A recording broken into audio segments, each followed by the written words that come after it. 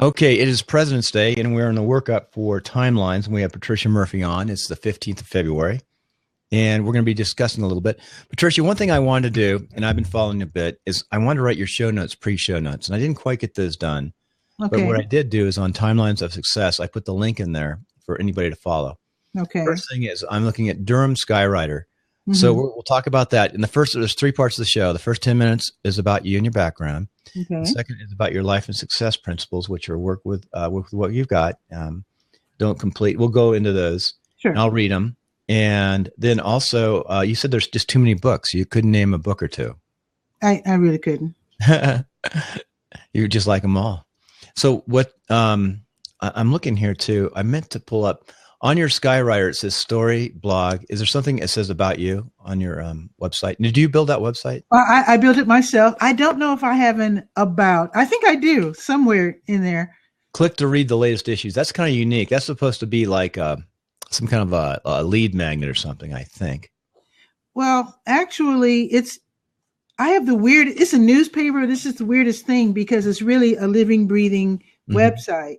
So it gets really awkward at the end of the month when it's time to put in the new information. I have to kind of move over, roll in the new information and replace the old with the new. So it gets a little awkward. That first week, you see both, for example, January and February in the same issue as I change it over. It's kind of weird, but it works for me. Is that your camera that you have on there on the picture? I was looking at the video page. That's the camera I wanted. Very good. I decided, actually, there's a long story there. I've been using a toy camera, and I think that conversation will probably be saved for the work with what you have segment of the show. So we'll find out. So you're a writer though, and I really admire writers. I think it's Let me correct you on my name, Patricia A. Murray. You said Murphy? Oh, did I say Murphy? Sorry about that. And thank you for saying it. I always have the person say their name. No problem. And did I spell it wrong on the notes too? No, you didn't. You have Patricia Murray. That's fine. Murray. I said Murphy. Okay, Murray. No problem. A lot of people call me Pam instead of Pat. So. What would you like to be called for the show? Pat? Okay, Pat. That's good. Sure. All right, Pat, I'm really looking forward to the interview. And, this works out. You got to stay in touch. And next year, come back and give us an update. And one thing since you're a writer, though, and there's three parts, how can I make the introduction more bold, like the way I start the show? What do you think? How would you look great, by the way, with that black background. Oh, thank you. That's just a piece of fabric from Walmart. I have that too. I have a piece of black fabric, but I just moved rooms and I don't have it behind me. I used to have it in the other room, but it looks good. And actually, I have a light above me, which I have not turned on, which is really, you look pretty good right now. From the background. Let's see if it works. Let's see if you need it though. A backlit. No, I think it's better without it. It's not supposed to be that bright. Yeah, I think it's better without it. That's okay. Let me move this light back here. Back to there. And I've got light from both directions. I've got natural light over here. Hello. Somebody's saying hello, hello, hello. Yeah, we need to follow up. Yep, that's Jim. All right. Yeah, that's it's Jim Bannon. He's got which I'm going to play with is the QR codes. He calls them another name, but the QR codes are really interesting. So tell me really about the first 10 minutes. How would you grab your listener when you start a show? What would you think? Every week I interview a different person and you're doing the same. Very often I tell people why the person's on the show. Sometimes the person's on my show to promote something. And sometimes people are aware that, something's happening like a festival or whatever. And so I just kind of let them know, that's what we're going to talk about. So are you going locally? Well, nothing's really local anymore online, So even though I do have a local edition of my show, I know full well that people are watching from all over the place. Right. So I think it scares my guests. It's hard. It's becoming more difficult to book guests here in Durham because they're so darn shy. Isn't that weird? Locally, like, did you come from newspapers? I've got to find your about. Yeah. So what was your history in journalism? I grew up as a fan tell you the truth. I never knew I was going to get into media until they invented the PC. I'm a Mac girl, but you know what I mean. Mm-hmm. And when I realized I could jump in, that's what I did. I started a newspaper on one sheet of paper, photocopied it, took it around to the different stores and businesses, and it grew from there. So, do you have your PhD? Oh no, just a BS. Okay. A BA. Okay. Because I've Bachelor's in sociology. Sociology. That's good. I was trying to pull your name up online for I pulled a. That's the wrong initial in the middle though. You know that. Yeah. So I'm looking at Facebook. So anyway, we'll get into this. There you go. There you go. Let's see about. Did we go on LinkedIn? I forgot. Oh yeah, I'm on LinkedIn. Mm-hmm. Did we get friends on LinkedIn?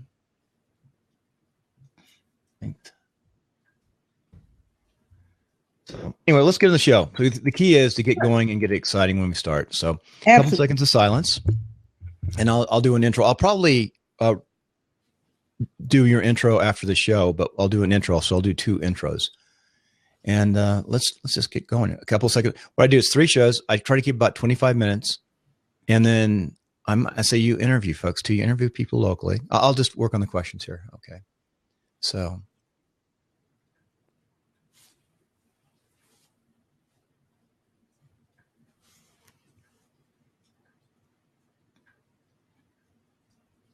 Welcome to Timelines, episode 208. Work with what you've got. I'm going to do that again. No, I'm not going to do it again. Today in Timelines, we have Pat Murray. Today in Timelines, we have Pat Murray. She's coming to us from North Carolina. And of course, I'm out in Reno, so we're way across the country. But I'm pretty familiar with North Carolina. I spent some time at Fort Bragg. So welcome to the show. Thank you, Bill. Thank you so much. This is funny being on the other end. I'm used to being the one asking the questions. A little awkward for me, but I'll get into it. So what is your background? How did you get into this business? And are you originally from North Carolina? Well, I'm from Chicago, and I grew up as a big fan of the media in a way, but I also noticed that the media was being used against my community, at least the major media. Grew up in an all-Black community, very comfortable and whatnot. However, I noticed that the media always, how can I put this? They go to the lower income Black neighborhoods when they wanted to write about Black people, it seemed. They wanted to write about societal ills and whatnot. So when I became an actual homeowner, I couldn't afford to buy a home where I lived, where I grew up rather. I went back to my old neighborhood, which was a low-income neighborhood. And I started my newspaper there. I noticed that a lot of people felt, how can I put this? Kind of down and out. You know, there are a lot of positive things happening in the community, but they were going unnoticed by the major media. And of course, we didn't have our own community newspaper. So I started my own newspaper in order to let people know what was happening in the community, especially the good side. Mm-hmm. Bring the good out. Mm-hmm. So you're in Chicago. What brought you down to North Carolina? Well, I moved here because my aunt, she was in her 70s then. She had Alzheimer's, no kids. She lived alone. And we didn't realize that she was really that bad off. She sounded perfectly fine over the phone. But when we came here to visit, actually, we came down here for my uncle's funeral. We noticed that our aunt was in really bad shape. So I moved in with her. It took a year for me to get myself together to sell my house. So I did move here. And after living here for about a year, I decided to start all over with a community newspaper and radio show. How long ago was that? Oh, about 13 years ago. Wow. So has your aunt passed away?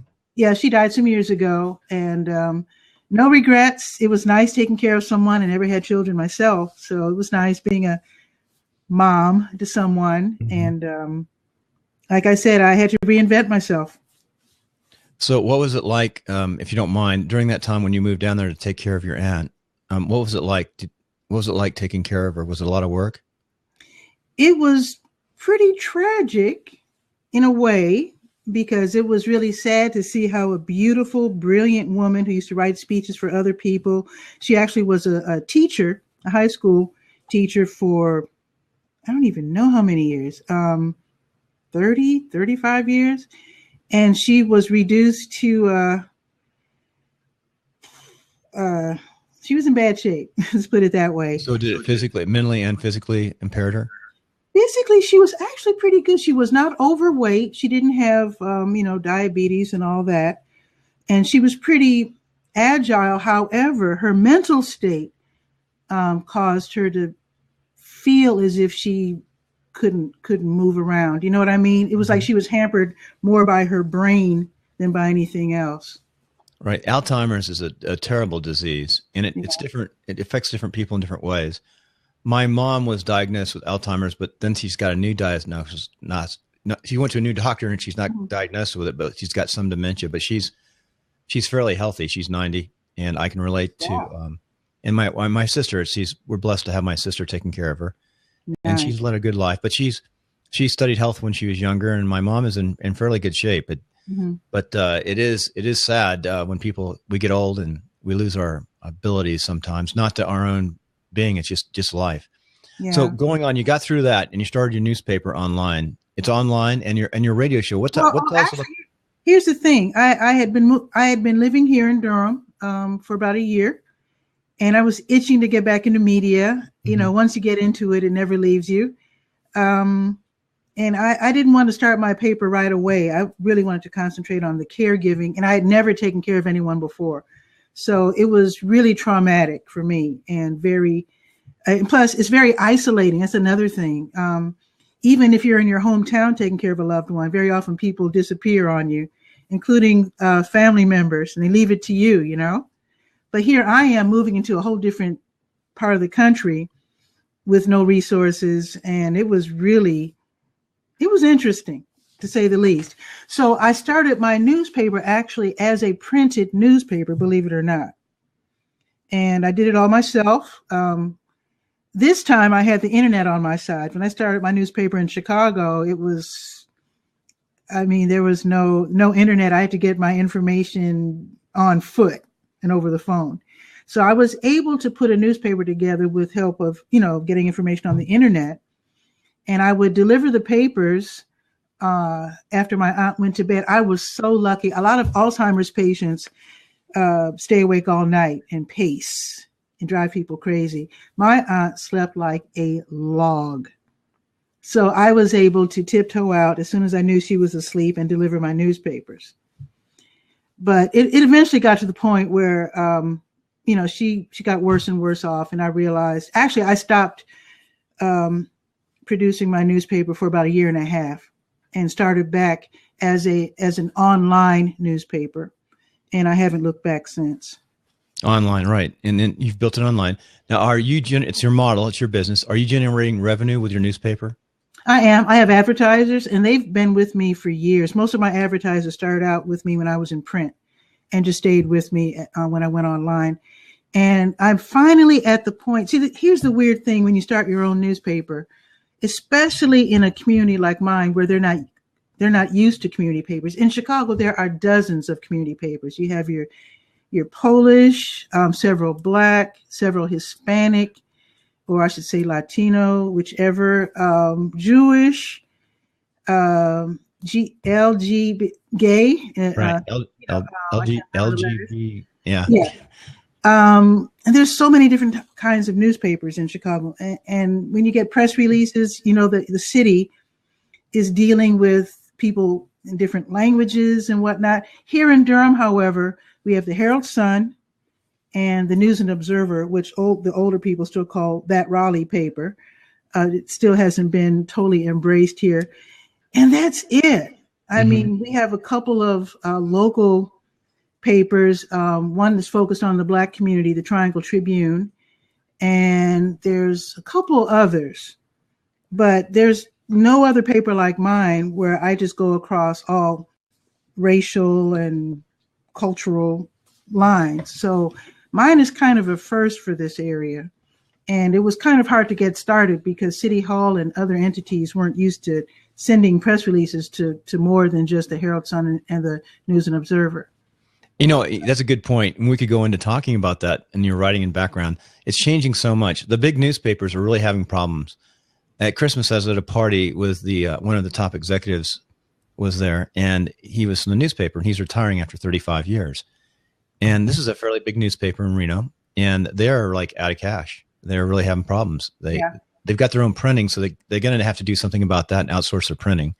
And I know in the town I came from, I went back in the military, so I was in Modesto until 9/11, and the newspaper there stopped printing, and they've got it centralized now in Sacramento. But they just can't afford the big print plants, the paper, and the cost because the online environment has taken its place. And there's more things to do now. There's so many different avenues to get information. You can read on your smartphone or your tablet or whatever it might be. Well, see, here's the thing with the newspapers. All right. Now, they do say, a lot of people say that the newspaper industry as a whole is disintegrating.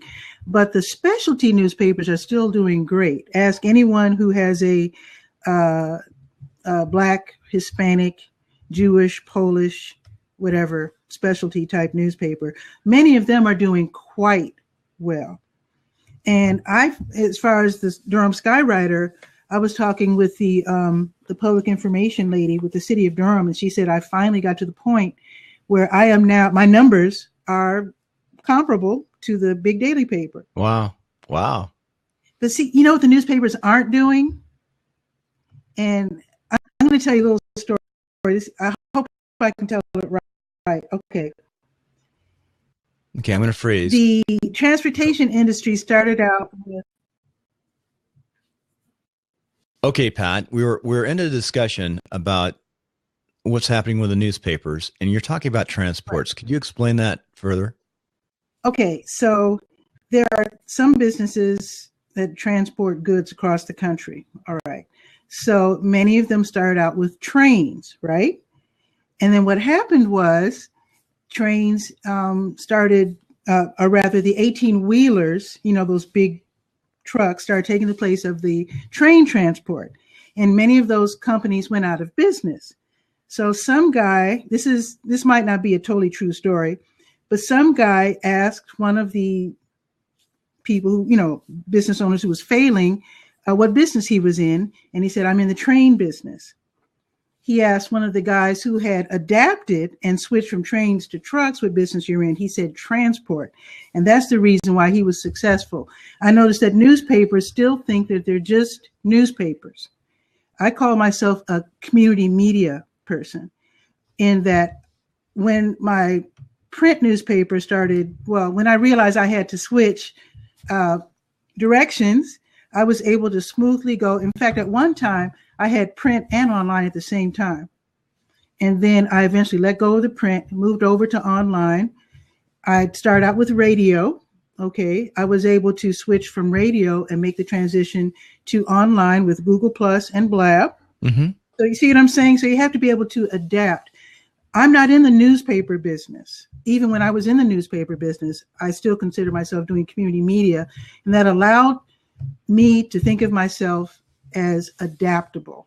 So I do this TV thing. I have a deal with cable access.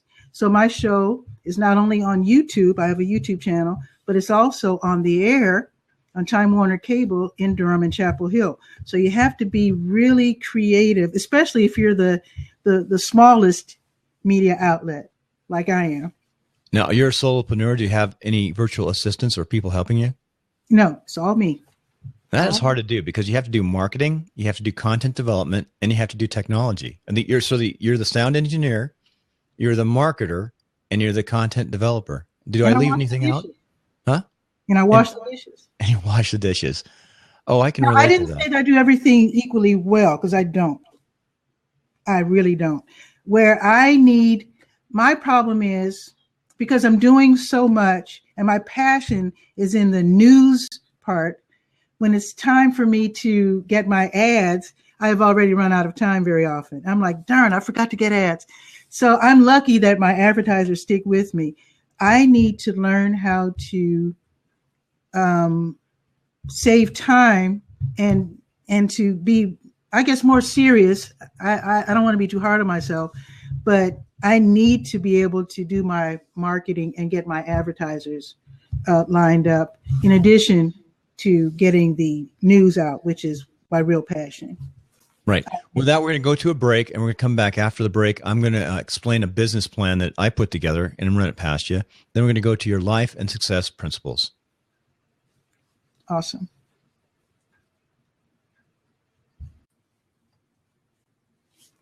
Okay, Pat, we're back from the break. And before we go into your life and success principles, I want to run past an idea that I came up with a couple of years ago.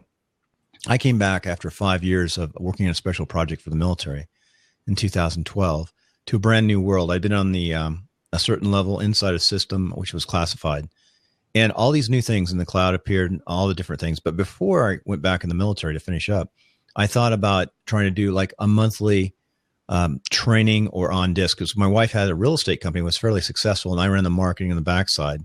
This is after 9/11 broke out, and then prior to that, I ran a design build engineering company. But what I wanted to do is create like a monthly little program to help the real estate agents and put it out in CD. Well, iTunes and all these different platforms came out. So there's no, you're not going to use a CD. And then we saw all these things blossom. And the first thing I came into was podcasting. Podcasting actually is a lot of work, a lot of connectors. And then I said, well, it's easier if people just put it up on YouTube and work it with the sound as opposed to doing a podcast, at least initially. And then Blab came out, where we are today. Well, let's go back 2 years. I saw that you could watch the news on demand through an RSS feed, like the different companies are out there, and it's wonderful. And I said every newspaper could have their own little news station with just two people. They need a male and a female, ideally, reporter, and they could each take pictures of each other and go out and do the news during the day. About 5 o'clock, come together, put it together in a little studio, and then put it up on demand so you could just watch it. And since there's a local paper, they could put it on their front page and everyone would start watching. So like you said earlier, they're not in the print media business. They're in the media business for the community. And I ran that past. So I got to run it past him again, one of the executives who's retiring.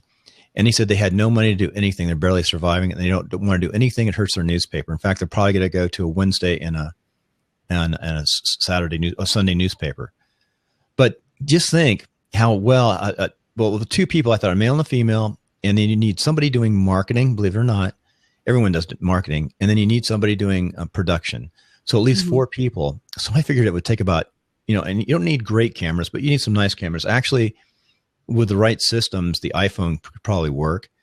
But so you need about 4 people on payroll and $50,000. So you're talking about $200,000 at least a year to get something like that off and running, to get it going. And the key is you have to sell out marketing. I mean, that's what it takes to get something. I mean, that's how much money I looked at it would take. So, but you're doing it pretty much all by yourself. Out of pocket. Yeah. But when you really want to do something, you'll find a way to do it. The problem with a lot of people is that they think that they have to have a certain amount of money in order to do anything. And I learned a lot from, I'm not used to talking so much. Wait a minute. Okay. So, here's what my dad used to do. Okay. Sweet. What was your dad's business? He was a social worker. My mom was a kindergarten teacher. In Chicago? In Chicago. In the Windy City. It's cold up there. Very cold. You have to have quite, oh boy. Weather-wise, I think you made a good move. That way. Yeah, it's really rough there right now. Wow. I'd have to start a kids paper. So let's talk about that. We will. We'll come back after we finish this podcast up. So going on, you're doing pretty much this yourself. But the idea was I want to formalize the news because I think the news is on demand. And it's so nice now to see finally all the streaming out there. I've been watching quite a few of the political debates.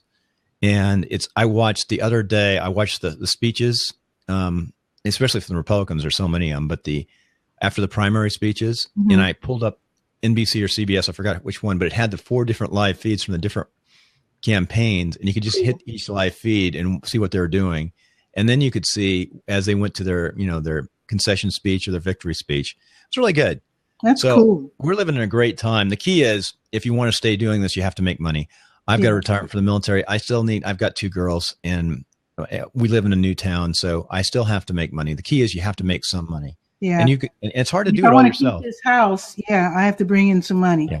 That's a real motivator. What I have seen in closing, some of the successful people doing some online development, content development, podcasting, is they'll spend one day a week and create all their content.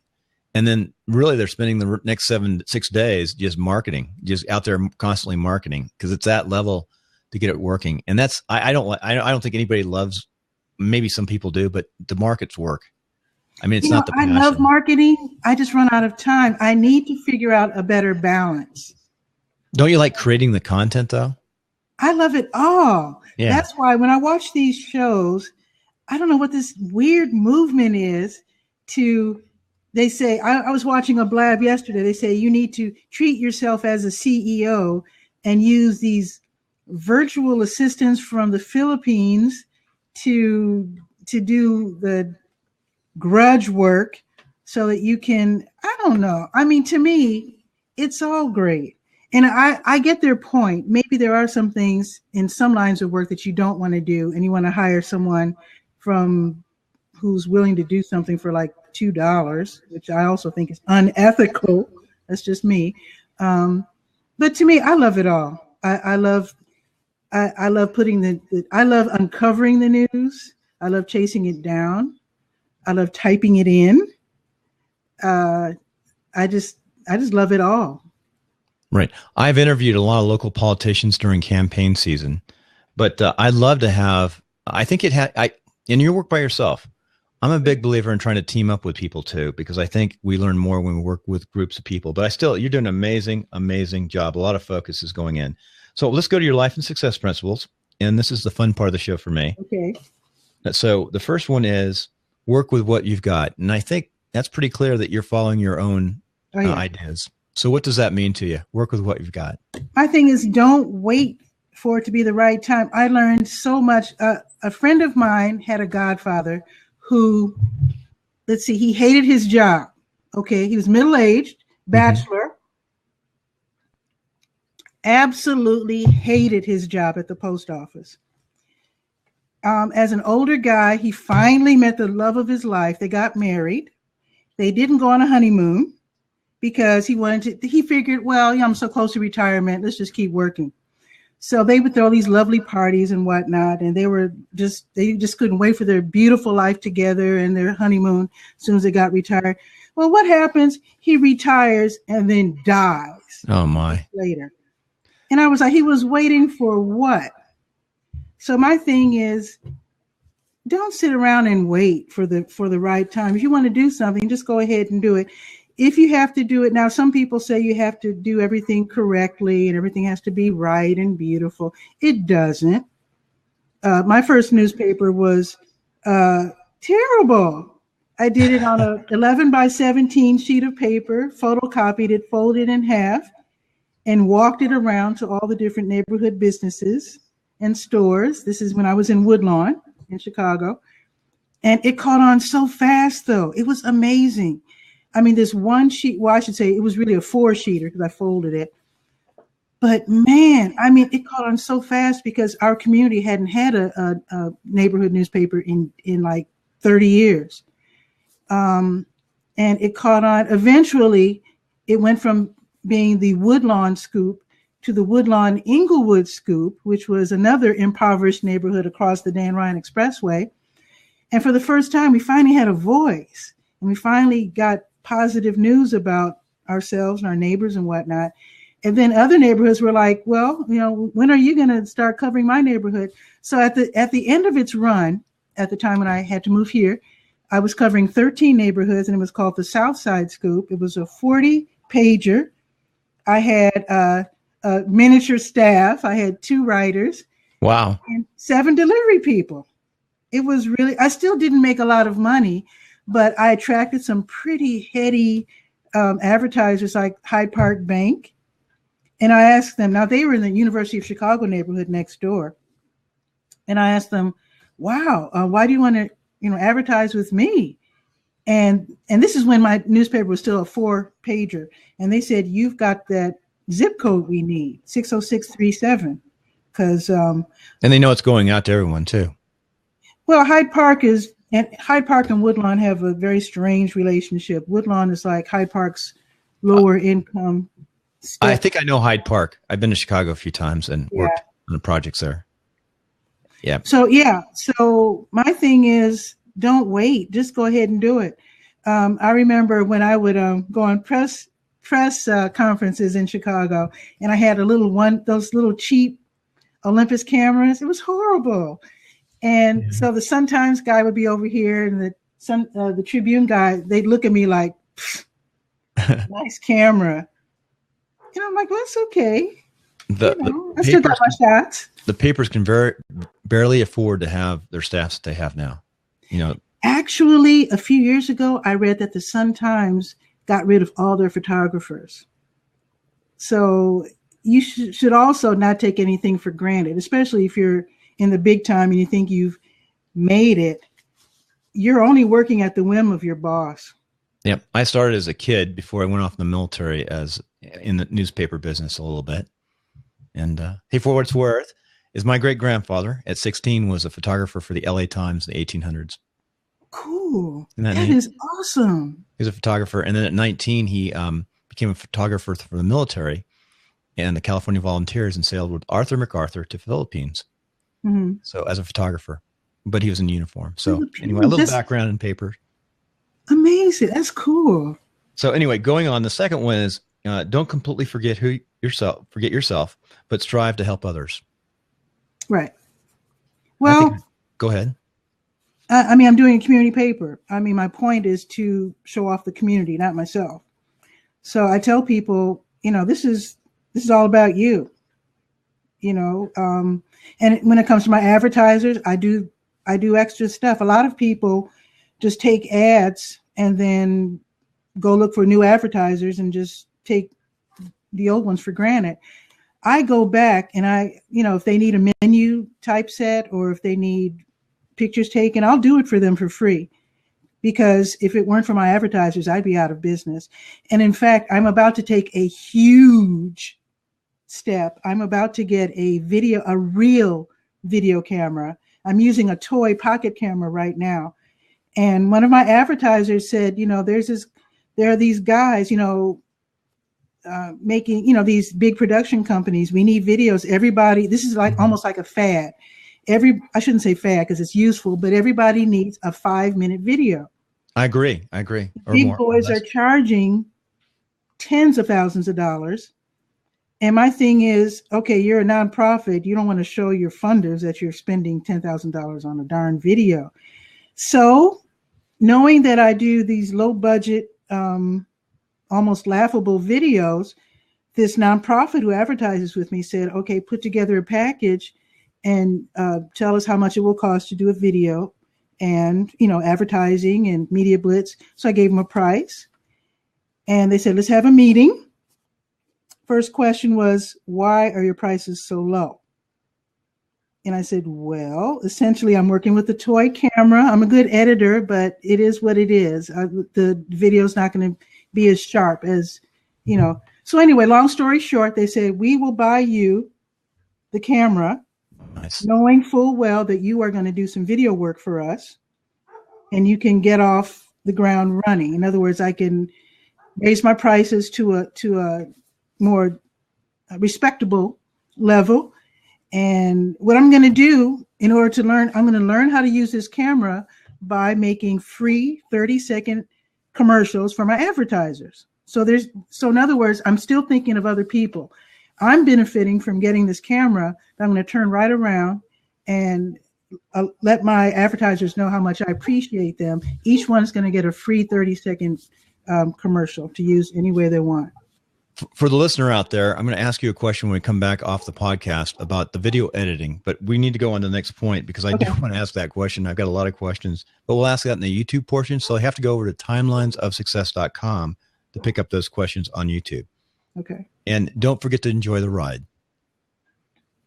Oh, well, yeah. Here I am taking care of an Alzheimer's patient while trying to run a business.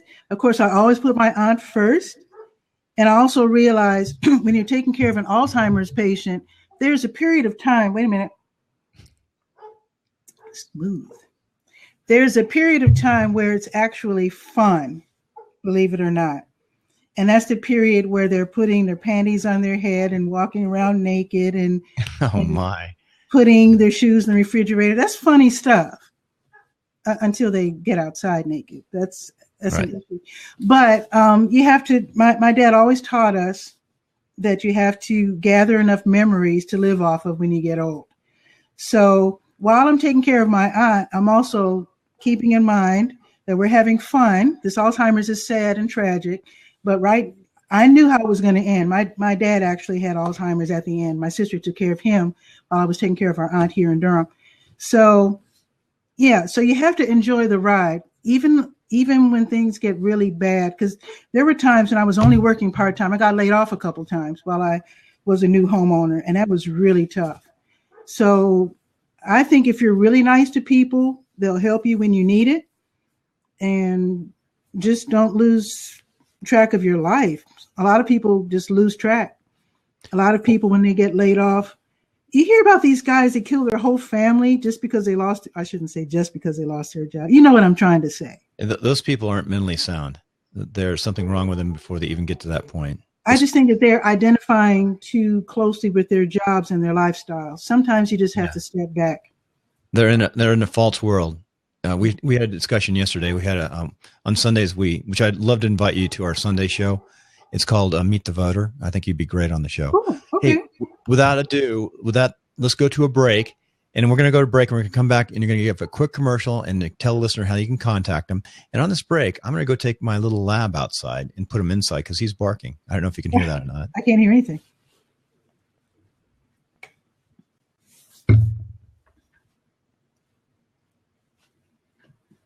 Okay, Patricia. Okay, Pat, we're coming back off the last break, and this is about you now. So how does the listener find you and get a hold of you? Well, if you want to check out my online newspaper, I call it Durham, North Carolina's online community paper. You can see it at Durham Skywriter.com. And even if you're not in Durham, if you've never seen an all positive newspaper, I know that sounds crazy, but you might want to check it out. If you want to actually contact me, if you have questions, I'm on Twitter and Periscope and everything as at Durham Skywriter. My YouTube channel and Google Plus, I'm Patricia A. Murray. That's the same as Facebook. But it's just easy. I don't know if I should give out my phone number. I mean, it's up to you. I give my phone number out often. Every once in a while, I get have no problem giving my phone number. It's probably the easiest and most direct way. 919-809-9682. I still love to use the phone. In fact, if I have an email over 3 or 4 lines, I'll just say it's better to call somebody. Yeah. Well, sometimes though, when I'm dealing with younger people, I did some freelance work for a political organization in North Carolina, progressive organization, and everybody was like 30 and under, and I would contact them and then wonder, why am I not getting an answer? And then they were like texting me. And I was like, what manner of magic is this texting? So yeah, I'm waiting for phone calls and they're texting. My family uses text a lot. I've got the girls, 13 and 15, a son who's 29, and my wife. We all text. But usually if I want to talk to somebody, we call. I still like the phone. So I still like phone. So now, also, by the way, that for the listener, you'll be able to find them on show notes at timelinesofsuccess.com, timelinesofsuccess.com. You'll find show notes there, episode 208. And we're going to go on to one last question, maybe 2 last questions. Okay. So the first thing you're in Durham now. I mean, you're in Raleigh. I don't know why I'm saying Durham. I got Durham, North Carolina. Say again? Durham, North Carolina. Durham, North Carolina. I've got like both Raleigh and Durham on the brain. I was down at Fort Bragg, so those are luxury places to go. So I'm losing it here. But anyway, I'm going to ask you 2 questions. Mm-hmm. Where's your favorite place to eat in your town? Home. Home. Okay. I make some smashing spaghetti. So I like to eat at home with some sweet tea and settle in with a good YouTube instructional video of some kind. Blab is becoming my new TV as well. And I'm good to go. Blab is becoming my radio. I'll listen to it. I'll stick it on here and the sound comes right off the top here. I'll stick it in my pocket and listen to a good show. And there's some great shows out there. And then I'll go watch it. Very good. So the other question I was going to ask you in Chicago. Now, so you can't get away with this in Chicago. Where do you like to eat in Chicago? And what do you like to eat? There was a restaurant called Salam. It was a restaurant. The original Salam was on 83rd and Cottage, and then a newer incarnation, unrelated, but same name, and bakery was on 87th Street West. And it's also a good lesson. It was a great place to eat, but also a good lesson in that they never advertised because they assumed that their people would support them, and they did not enough to keep them in business. And another lesson learned was that other Black folks or whoever who were not Muslim didn't realize that they could have gotten wonderful meals at this restaurant because they're unfamiliar with Muslims, not realizing, hey, the food is great, they just don't have pork. And it was a great place to eat, but also, like I said, a great place to see where lack of marketing and lack of addressing assumptions can run you right out of business. That's exactly what happened. I can relate to that. I lived in the Middle East, and I do like the food. I really like the food, especially lamb from the Middle East. It's really good. Grain-fed lamb. And I come back to the United States, it just doesn't taste the same. So very good. And we thank you for coming on the show today. I got to do a bit of editing in this show to make it a podcast, but we're going to stay on for everyone, the listener out there in podcast. We're going to be on probably for another 15 or 20, maybe 30 minutes.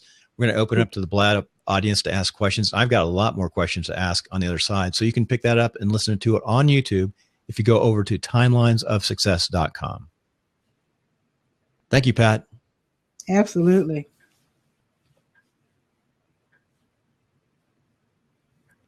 We have to put the pauses in because I got to go and edit, and that helps it up. I wish there's a way I could tag it on here. Someone asked a question if we're recording. It's recording right now. You can see a red dot. It's recording on Blab, and we stopped it once because the sound wasn't right, and now it's good. So you don't want to go through bad sound. You just want to stop it and pause it, and that's just one of the things you're going to have to do with Blab. It's good to know. Most podcasters do not want to use Blab. They'll use Call Recorder and Skype, and that gives you a better picture and pretty good sound. But I'll tell you what, with ease of use and simplicity and time and the relationships you can build, you can't beat Blab, what we're on right now. Blab's it for me. Yeah. Now, although Google Plus is awesome too. What I'm starting to do is to give my guests a choice. If they don't want audience back and forth, then they can choose Google Plus. Another cool thing about Google Plus is when musicians want to perform live. Google Plus has a studio setting that a lot of people don't know about. I totally agree. I've been doing that for 2 years, the live streaming, and I'm trying to teach people that. Hey, before I forget, Jim, hold a second. I'm for Pat. Hey, Pat, this is what I'm trying to do, and it's a hard way to monetize. I'll never be a journalist quite like you. I'll be a content developer, but I think there's a place, like I'm trying to learn learning management systems. I think there's somebody like you where you take the money, you go out for a week, and you put together a story, and you get with somebody like you, and you create a course of how does Pat do what she does. She's got a formula. It works. She's a solopreneur. She built up this community magazine or community, what would you call it? Newspaper. I call it paper. And you put it together, and you've evolved, and these are the shortfalls. This is how you make money. You could write a little story, a little course about somebody. You go all over the country and figure out how people do what they do and then develop it. The other thing too is if you can put it on camera or stream it with bullet points, a picture's worth 1,000 words.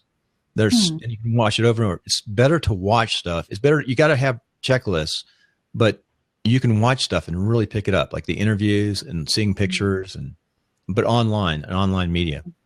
But the learning management systems, that means you need a membership site, and you need specialty software to line it up. Plus, you have to have production.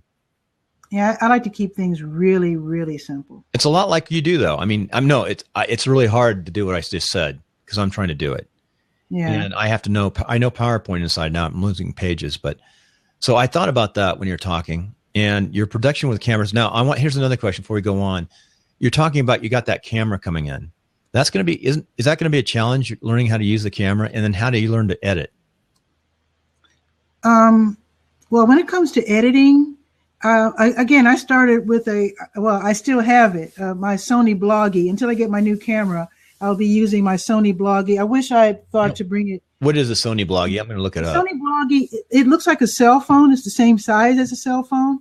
So when people look at it, they think I'm shooting with my camera. Mm-hmm. But the cool thing is it pops out a USB, so you can jam it right into your computer and then start editing.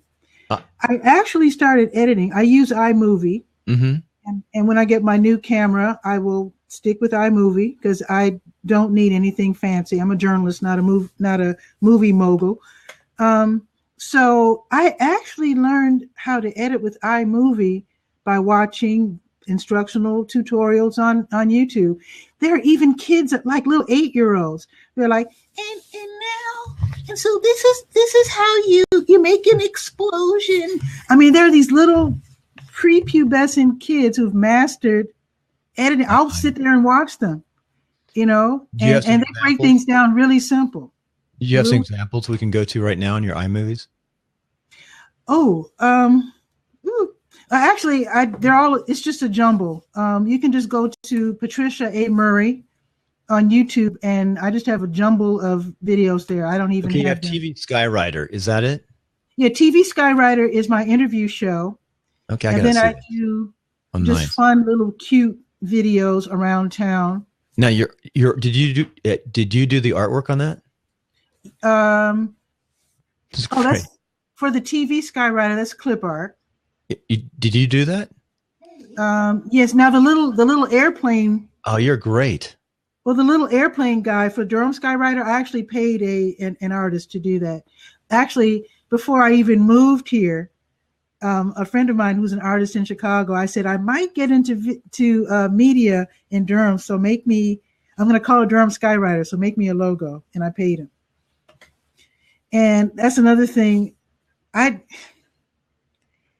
pay people what they're worth. This Fiverr thing where people are having people do logos, people in Indonesia and these places working. Same with the virtual assistants. You're paying people $5 and $10. Maybe it's because I'm African American. I just feel taking advantage of people like that is just wrong. And even if you're poor, low income, whatever, I still think you should pay people the going rate. This Fiverr thing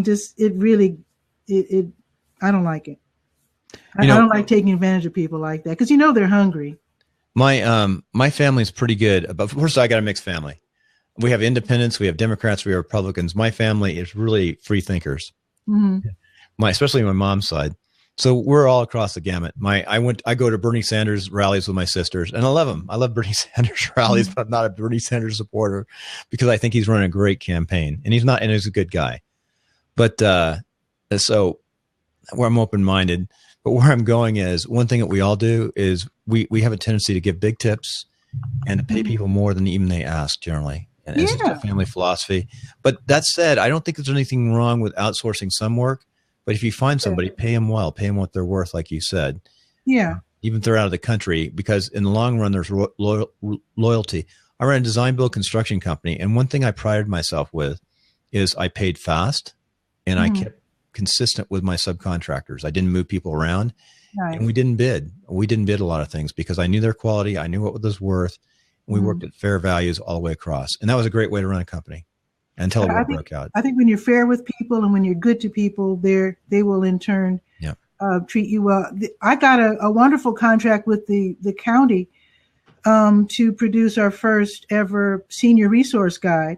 They wanted someone with an advanced degree. I don't know why, but they wanted someone with an advanced degree thinking that a really smart person would do a good job. And one of my advertisers, the same advertisers who's getting me the camera, spoke up for me. And she said, you've got to have Patricia Murray do it. She knows everybody in the community. She only has a bachelor's degree, but what does a degree mean? I mean, she can get the information you need. Mm-hmm. And I got the job thanks to them. Like I said, if you treat people right, they will step up for you. You know how we talked earlier about your community and then the world. What we're doing goes to the world. And I really realized, though, I need to focus more back into my community of Reno, Nevada. Mm-hmm. And I still want to do the outsourcing because we have people like you who you bring that outside inside in. but you really need to get into your community. I think that's a great place to start, try to make a living, is to get to know the people in your community, know, like, and trust. Sure. And then I interviewed a lot of people a year ago, but what I'm doing now is I'm sending my wife out with a mic and her laptop. So she's like the sound technician to interview the person. And that's what most of the people are afraid to get interviewed, because they don't know how to use the equipment. They don't know how to stream. They don't know how to use Blab. So if she can go out and you set it up for them and then make them feel comfortable, they'll do the interview. And I've got to relate it. So I'm working on a product right now, just a freebie that tells people how they can be interviewed. And it sort of tells the story. And it really is easy. I love how you're set up, though. I love it. You got the color. You're so perfect with the red. You know, I have a really excellent community story. I'm going to tell it real quick because I know Jim's dying to say something. Jim can come on, yeah. I heard an interview on WVON radio in Chicago where Cliff Kelly, he was talking to this minister from Mississippi. This minister, preacher, whatever the word is, said that his congregation, when he arrived to his congregation in Mississippi, it was a rural or small town, Black community. Practically the whole congregation was on welfare. The whole area was depressed. And he took an inventory. Now, very often, a lot of people know if they go to church and they do something for your church, they're not going to pay you because they figure you're giving back. All right. This guy, I should say this minister, took inventory. He said he went through the whole congregation, got a listing of their experience, their skills. A lot of these guys were out of work, but they had skills, but they just weren't employed, or they were only working part-time or working 2 jobs. So this gentleman, when work had to be done in the church, instead of going and hiring outsiders like so many of them do, he would call, Johnny or whatever, who was a painter, a real painter, and he'd pay them. He would pay these people whenever plumbing. And he actually got people to realize, instead of calling Sears, which a lot of poor people call Sears, and they paid twice as much as they should because they're paying the Sears rate, and the Sears has to turn around and pay the contractor. So instead of calling Sears for everything, he taught people to shop and do business with each other. And after a few years, hardly anybody was on welfare, because a lot of people got to the point where they got enough experience to get real jobs, or they were able to find jobs, here and there. Or like I said, they're doing what I'm doing. I mean, I don't have a job, so to speak, but I have advertisers that keeps me afloat. I DJ on the side. I'm a toy maker. Okay. All these things we didn't find out about during the. Yeah. So the thing is, you can create your own job. I was telling my sister back in the 90s, we got to start creating our own jobs because things are looking kind of rough. Well, there's the corporate world, and there's the entrepreneur or self-employed. And I always, it's so nice to be your own boss and create your own value, and because you get worth. You may not make as much money. I'd make a lot more money in other places, but that's a good story. Hey, what you just said about the church, that's a place where somebody could go in, and if it's successful, document it, create it. Here's what to do, how you do it. Like he built a database. You have to know how to build a database. You know how to build that local connection. And you can even interview people like on a camera real fast. And this is what they do, a little story. And then you can sort it so fast on a website now. You could put just a tag in there if you want to find carpenters within your community. Exactly. And the other thing that's good about that too is within a small community is you can't be a scammer. By the way, we have a show now. We're testing it. I hate the name, but it's called The Weekly Scam. It's on Fridays. And I hated to use that name because I didn't want to be associated with that name, but it's actually turning out okay. But I just thought about that because that's how you prevent scammers, is to get to know people. And that's one of the reasons why people go to Sears, is because they feel like they've been vetted a little bit, contractors. And you're right. I've used Sears when I was younger. I had lived in Columbus, Georgia. I had to replace a roof, and I used Sears. In retrospect, I would never use Sears again. But I didn't know anybody in the community. But yeah, calling Sears is not a bad thing. I'm just saying very often that's what poor people do, and money's so tight, and in a way they're overpaying. Yeah. Well, I had USA. I had insurance at the time, so I'm learning. But that's a great story. That's a very good story. So Jim, tell us about QR codes. My God, I'm going to hit him in the head. First of all, I love them. I'm doing everything I can to promote his broadcast, and he didn't read my email. He's just been too busy. His show is so popular. Okay. Oh, I read all your emails. No. And the way I want to describe it, Pat, is that there's a lady on the other side of the door. We had a nice Valentine's Day, and I could introduce her as the angel that I have adored for 41 years. Wow. That expression would be call to action symbols. Okay. CALL, the number 2, action symbols, trademark. So that's a positive. Okay. Or I could do it like Bill continues to do it. So I have failed in changing his mind and his vocabulary. I could introduce her as the babe I sleep with. That's QR code. Okay. That's QR code. That's negative. Yeah, So I don't think. Yeah.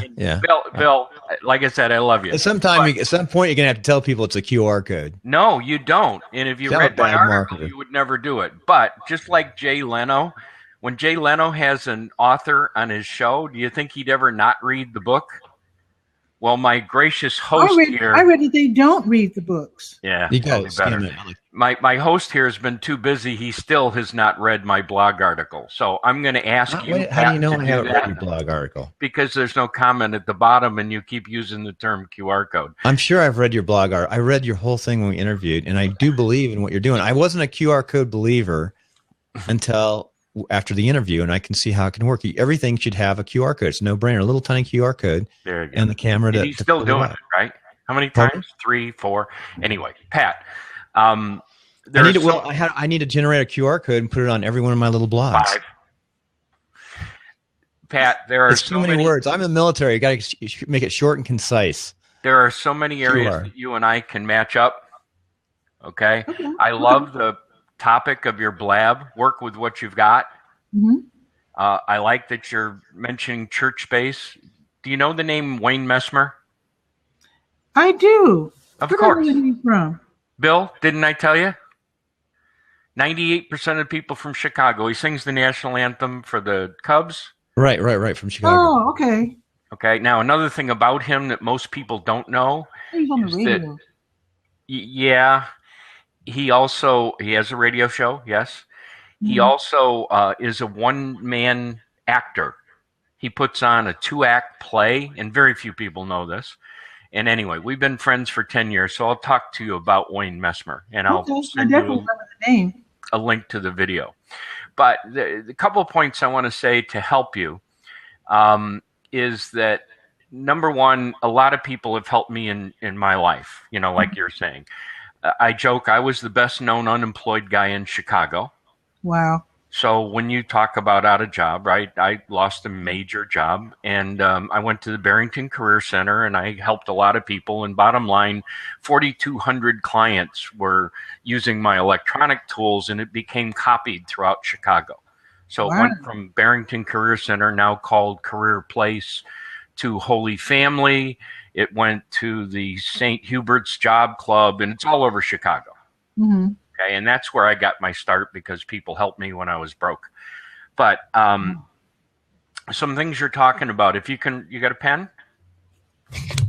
Always. I'm a journalist. Okay, I heard you say iMovie, and I laugh. I have a virtual partner in New York City as a video producer. Mm-hmm. She was using iMovie is only for Mac. She was using the Windows version. Okay. I got her converted to a prosumer editing program that I'll suggest you do, and I'll send you a link for a discount. Okay. By the way, I make no money. Everything I do is pro bono. This is called CyberLink Power Director 14. And if you're comfortable, it will be the world's most powerful editing software for the least amount of money. How much is it? I'm curious. Under $140. What was the name again? CyberLink Power Director 14. And you want to probably get the Ultimate Suite. There's 3 different versions. But I have a producer in Honduras and one in New York and me, and all 3 of us use it so that we can produce for a client and trade files as if they were Word documents, for example, because everybody has Word, right? Okay, now why do you why are you saying it's better than iMovie? Because I'm really curious because I'm self-taught and I really honestly don't know. So am I.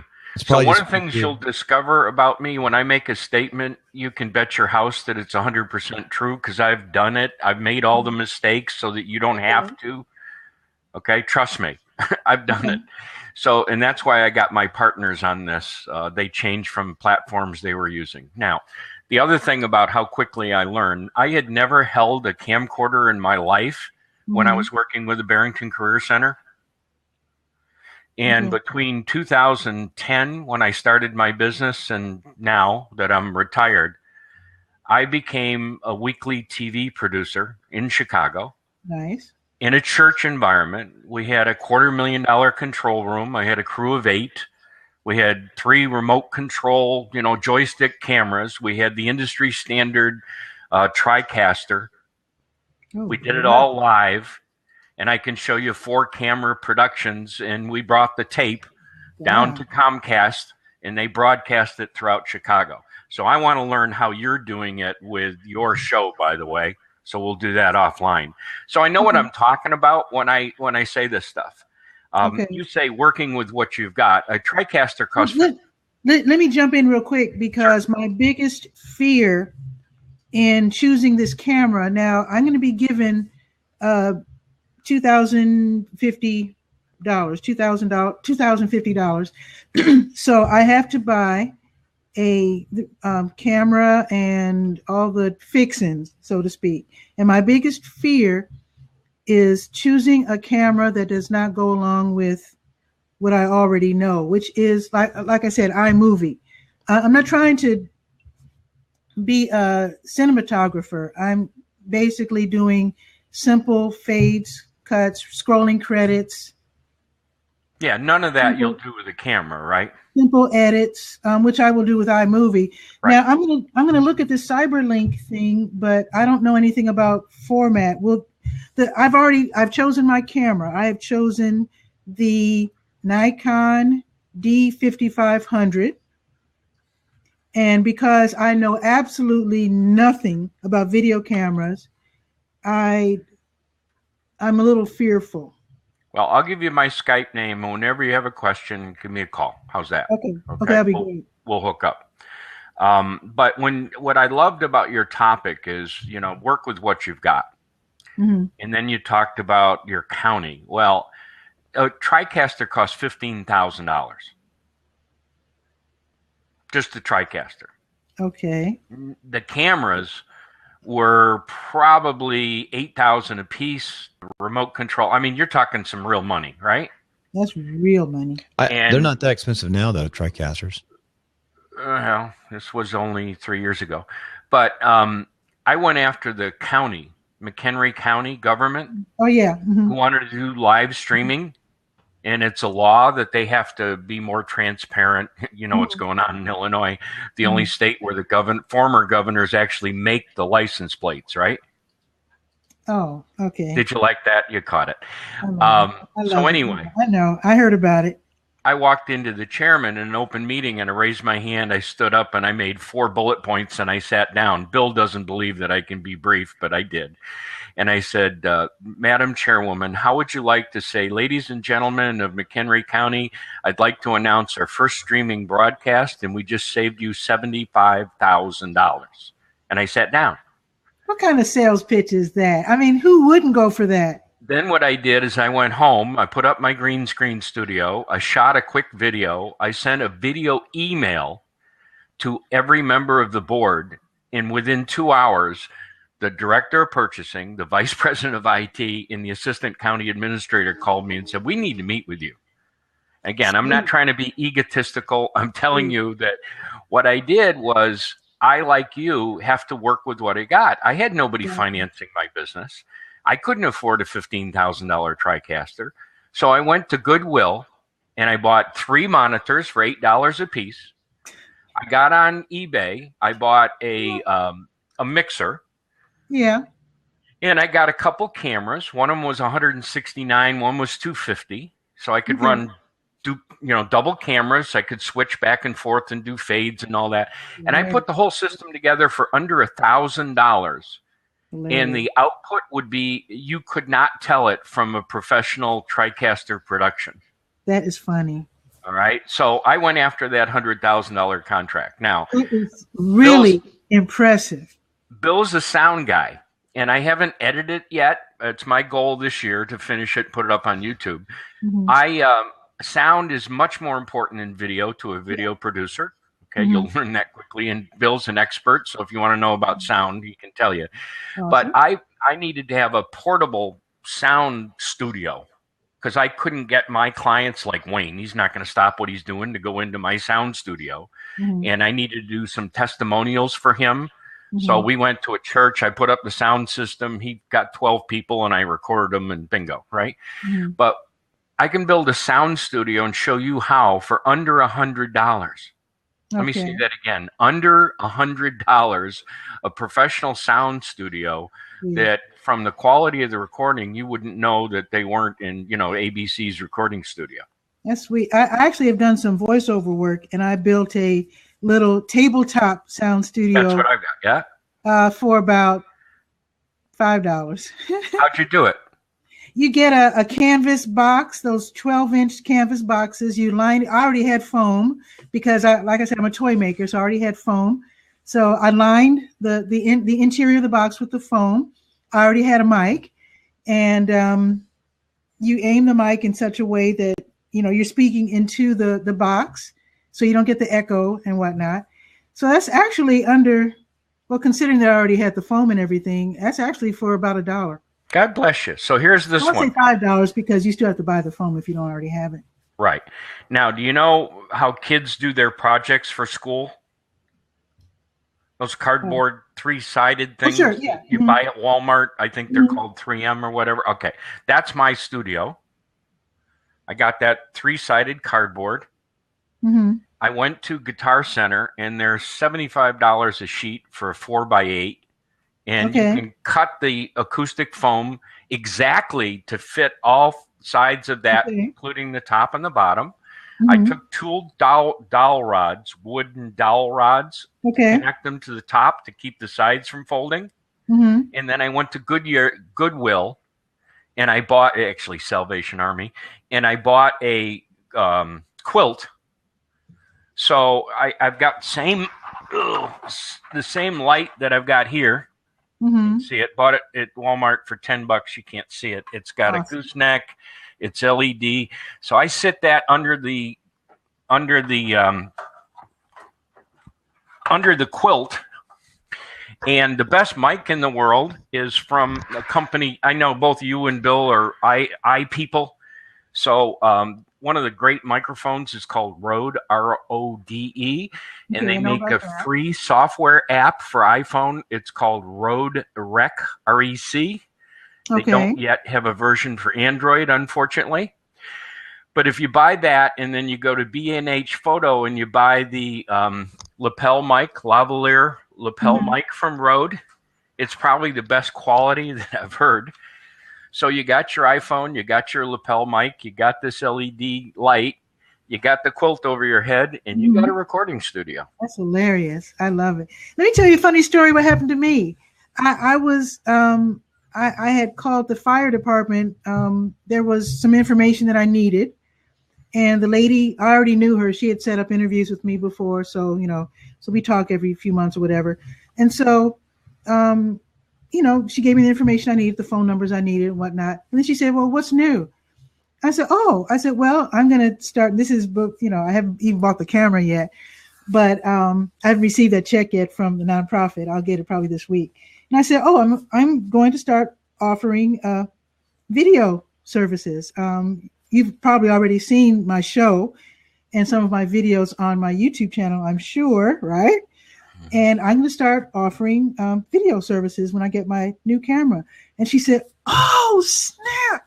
She said, I was just looking to see who we could do business with because we need videos. And I would much rather work with somebody I know. Let's talk. And I'm like, cool. Let me get the camera, learn how to use it first. But you have to go for it, right? And you really went for it. Well, no, I think that you're being more successful than I. I am learning how to make all the failures to learn by. That's what I'm doing really well at. What you're doing is you're making money and, you're moving forward. My struggle's been a little more difficult, and partly because my goal is a little bit higher. Mm-hmm. As I told Bill, I have 2 goals for this year: Major League Baseball Mm-hmm. and a new company called Elio Motors. Okay. Is that the 3-wheeled car? Yes, good for you. Yes. A friend of mine wants to get that. Okay, those are my 2 goals. Okay. But there's so many. Now I'm talking, we're talking about success and whatnot. I'm not successful yet. Taking You will be. my aunt completely bankrupted me. And so financially, I'm in horrible shape right now, but you just have to keep, my niece always says, just keep it moving. Well, let me tell you, what you're doing here is probably one of your wisest decisions. I'm going to embarrass Bill a little bit. I think he was what God placed in my life for 2016, because the people I've met through his show, and I'll be brief, I'll just mention 3 of them. He put me together with a promotional products guy who is a real industry expert. It's going to be a tremendous relationship. He introduced me to Dr. Nick Hernandez. I just got back from Wickenburg. If you've ever heard of Gold Rush Days, it's the biggest rodeo in the country. That's where my wife and I went. And I met a professional photographer who says, "What, do you want to be my manager?" And I was trying to teach him how call to action symbols could totally revolutionize his business. Because he's got a QR code. Notice the only time I use the term is negative. He's got a QR code on his business card that doesn't work. And what Bill and I did in our Blab, and Bill still hasn't gotten it, God bless him, 95% of the world do it absolutely wrong, including Walmart. Do you shop in Walmart? Sure. How many receipts do you have handy? None. Okay. Walmart has been printing a QR code. Notice when I use the term QR code, negative, on every receipt in every register everywhere in the world for the last 6 months or so. I don't remember seeing it. Yeah, every single one. Their people don't have a clue. They don't even know what the program is. I have made $40 off that program, refunded to me in the 90 days since I've been here in Chicago. Oh, I don't even know what it's all about. Of course you don't. I wrote a blog article that people won't read that teaches them how to download a free application and to make the money back from Walmart. They just don't do it. I'll do it. Okay. Well, I'll send you that link. Most people don't do it. I even created a video to teach people how to do it. They don't watch the video. And then this weekend, I did an audio recording so that people who don't want to read can listen to the audio. I've done everything to communicate it, including, long story short, I have a friend who met the guy personally that created the program. He's the vice president of marketing for Walmart. Whenever I say anything negative, I leave last names out. Okay, his name's Brian. Whenever I say something positive, I use their full name. So my friend says, Jim is so excited about your program because he by himself is trying to be this lonely voice to teach people QR codes are terrible, call to action symbols are wonderful, and nobody's going to listen to him. All right. He said he can help your program. Give him a call. Well, he never called me. And because he did not call me, he is losing between 20 and 70% of his potential audience. Whoa. The guy who did trust me was Wayne Messmer, was a non-techie. I said, Wayne, I will do the video editing. I'll do everything pro bono, no money for you.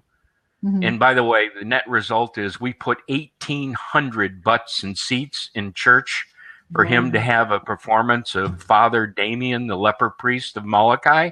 1,800 people using call to action symbols in 6 weeks.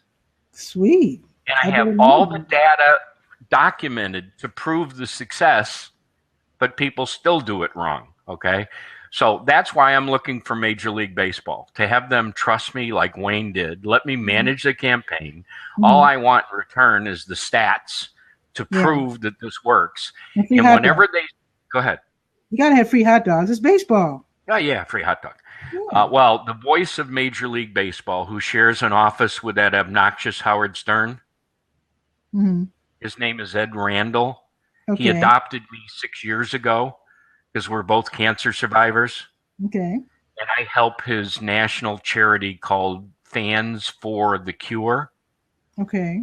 So the voice of Major League Baseball. Now, closing thought, okay, because I'm involved in a lot of charities. I'm interested in that cancer thing. My sister had cancer twice, and she beat it twice. Well, So I am deeply involved. Have you ever heard of Immerman's Angels? No, but I need to, obviously. Okay, we'll talk about that. Have you ever heard of Jesse White? The athlete, yes, but No, the Secretary of State, Jesse White. Oh, no. You know Jesse White? No. He's the Secretary of State of Illinois. Have you ever had a driver's license in Illinois? The tumbling team. Yes. Yeah, the tumbling team. All right. Yeah. Well, that's what I know about. Yeah, I know. Yeah. I haven't been home in 13 years. Come on. I have a member of my cancer team raising funds for charity, which is another long story. Mm-hmm. I can't use the word black because he gives me this big, long lecture. So he's African American. I know. We'll talk about it offline. I'm totally colorblind, by the way. Anyway, I got a picture of JT. He's a professional comedian. Mm-hmm. He does a 15-minute routine on prostate cancer. And I got a picture of him wearing my team T-shirt. The front of it said, "No fear." You've seen that logo? Yeah.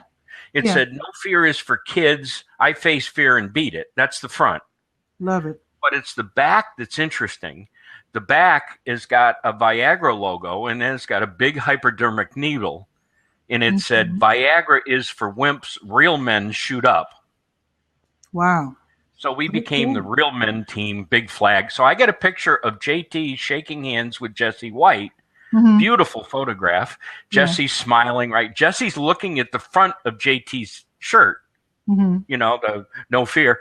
But the camera is seeing the back of the shirt with a hypodermic. It's a classic photo. That's hilarious. I'm through talking. Those were some of the gifts that I hope I have enticed you, that maybe you and I want to build a relationship, because I think you can help me and I can help you, and maybe we can teach Bill to quit using that swear word QR code. Yeah, okay? Jim, real fast. Go ahead and drop your links in for your audio, video, all those different things, so people can find them and listen to them, because you do have listeners today who are interested. And, that's nice to hear. And I was doing two things here. I'm trying to get people. I'm really, it's really important to follow people on Twitter and then do DMs, direct messaging, especially in this environment, to get a hold of them afterward. Our Butler has been asking questions. Have we addressed any of them? A little bit. I'm working on that right now, sort of. Okay. She's got a daughter who is interested in your QR code concept, and I'm still working on it, Jim. I have your 3 QR codes on my desktop, which is really unusual because I clean up my desktop. But that said, I'd like to know how to generate them and then try to figure out how to use them a little better. And I'll continue to study. There's only so much bandwidth a person has, and you got to go inch by inch. One of the problems on the online environment is there's so many ways they can do the same thing. You want to figure out what works the best, and then follow that system, and then follow what doesn't work. It's just a lot to it. Yeah. So, in closing, we'll finish up here. But in closing, I'd like to invite you. You said something earlier, if you don't mind. A lot of people stay away from politics. I think politics is important. It's the way we run our government, and it's the way we don't kill each other, because we talk. It's a major sport back home. Yeah, it's definitely Chicago. But you know what? They bring. It's a blood sport in Chicago somewhat. It's a tough city. Yeah, actually. Different places are tougher. I've studied politics for 15 years. I've studied politics my whole life to some extent. I had interest. And different cities vary. Some cities are nicer places to be politicians, and Chicago's a tough place. It's a really tough place to be a politician. If I hadn't moved here, I was going to run for 20th Ward Alderman, and I had just bought the locking gas cap in anticipation of that. I don't know if yeah, it's painful. But anyway, what I'd like to do is I'd like to have you on Timeline. Just come on a few times on the backside, and we'll have you on as a regular panelist. Because you said progressive, I'm sort of interested in North Carolina. You've got the elections coming down pretty close to South Carolina, and I don't know if you're Super Tuesday state, but you, I assume that you're looking at Bernie or Hillary right now. That's a tough one. Yeah, I mean, most people I know are for Bernie. Mm-hmm. But the state is a Republican state, and I just don't. I still haven't gotten over John Anderson. So whoever wins, I don't want the other one to run as an independent. Because between those two. Yeah. So whoever wins, personally, I don't care if it's Hillary or Bernie. To tell you the truth, You got Bloomberg is the wild card.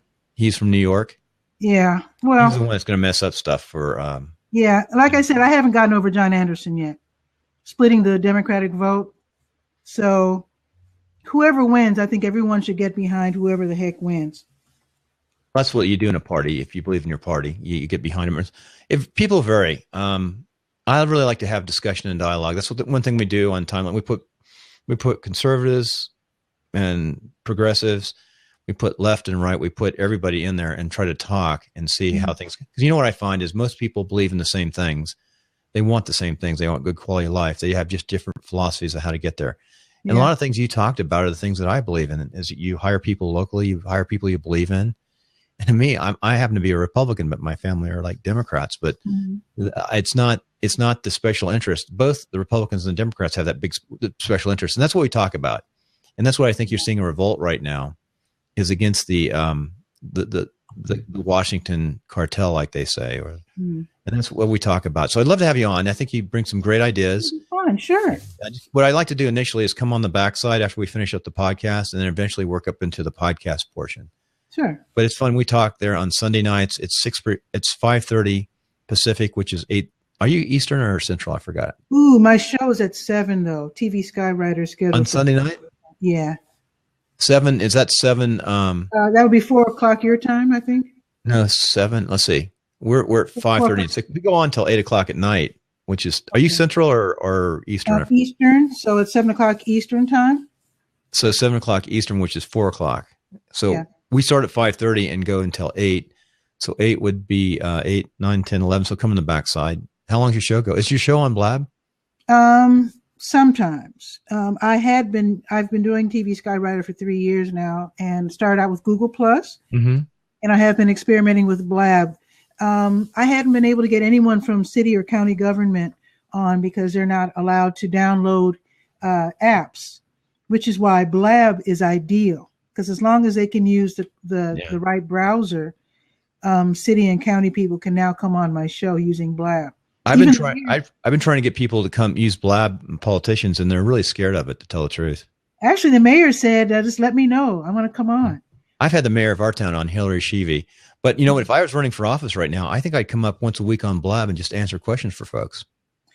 I have seen an alderman. I can't remember the name, but there is a Mexican-American politician who uses, actually, I saw a Mexican politician using Periscope at events and press conferences and informationals, if that's a word. And there's a Mexican-American guy out in California who uses Periscope. And I saw him once on Blab. And I thought that was really awesome. I think that one reason why politicians are afraid of Blab is because when you look at Blab, it looks like a bunch of goofballs. Or, there are a lot of goofballs on Blab. I think I might be the only, as far as I can tell, the only regular media outlet using Blab right now. Yeah, they're afraid of it. Embraced, I agree. But if you see, I started out with radio, and I think if you are skilled and you're interviewed by, a skilled person like I guess me or whoever, with, years of experience, you'll be okay. I have seen a lot of people on Blab conducting interviews, and they really don't know how to do it correctly. And I think if politicians see these, they're like, "Ooh, I don't." Yeah, you don't know who you're. You need someone who knows how to control a show. So in the next 5 minutes, as we finish up, tell us in 5 minutes how you would interview a politician on Blab. The same way I do on the radio. Basically, we do a pre-interview and agree on what we're going to discuss, and then I go after them. No, just kidding. And then we just talk candidly about whatever the topic is. I mean, I have interviewed mayors and elusive gadfly type politicians, and also people running for governor. that was in Illinois, not here in North Carolina. So I'm accustomed to, to talking to the heavy hitters. I wouldn't let the fact that we're on Blab change anything. Right. To me, it's getting them to understand how to even just hook into Blab like we are. It's pretty easy, and understand that it's not perfect, that we may have to adjust it and make it work right. But I'm with you. You can give me some lessons too as I evolve. I've interviewed a few politicians myself. Okay. Miss Butler has a lot of questions. As soon as the show's over, if you want to call me, feel free, 919-809-9682. I'm not a fast typist. In fact, that's when we were talking about work with what you've got. I was going to say, I never learned how to type. I'm a terrible proofer myself. I still type like this. Oops, so, I just did something I didn't want to do. So if Ida R. Butler wants to talk, I suggest that she call me, because typing would probably take me hours. That's funny, and you're in the business too. I mean, not funny, but by the way, I just stuck in. Let me close this down here. I see you're doing the question, and we had some questions. Make sure we got them all. What started? Started for Blab, definitely the ATR 2100. I'm going to answer that question. ATR 2100. Have you know what the ATR 2100 is? No. What is the manufacturer name? It's ATR is the man, but ATR 2100. Okay. I put my link in. I want to pull this up because this is an ATR. Hold a second. Let me show you. This is what my wife takes to the field. It's $51. There's another one. It's $80. The same guts. Step up. $51. You got to be careful. This can break back here, but you just plug this little USB mini in, and you plug the USB into your laptop or computer, and it works fine with its cap. Nice. And then the next thing I would buy is this. I use this. Yeti. That's okay. You're doing great, because you know why you're doing well? Because you've been in radio and understand how to use condensing mics. Mm. But the ATR is only bringing sound from around your face. Okay. So it's condensing, but you know how to use. You have to have a real quiet room. And do you have any foam up in your room? No, actually, just this material behind me, and that helps a lot. Pretty soft room, because there's rows and rows of books across from me, and plants, and it's pretty soft. It's a pretty soft room. Even you would get your sound is fine, but you get even deeper, richer sound with this mic, and you put it about a 45 like this, and this is $32. So this is $52. And you're done. And this in a laptop, that's what you buy initially. And it comes with a little tiny stand, and you can even hold it. Then what you really want to do if you do production is buy a kickstand like this. Nice. Just stick it in. This comes with it here too. So you don't have to buy anything else, and you're done. I mean, you can do a lot of great production with just those combinations. And that's how I'll tell people. And then just start short little clips, and check your sound. There's a lot of free software. GarageBand works fine. It's a little bit of work. Okay. And they change. What do you use for your sound? Oh, Miss Butler says she's in the Bahamas. I wonder if that means she can't call me. We're in the Bahamas. She can come up if she wants to. Why don't you try to come up? Yeah, she should. Yeah. Looks like you. Did you lock the seat? Did she say she? No, it's not locked. It's not locked. Okay. We're in the Bahamas.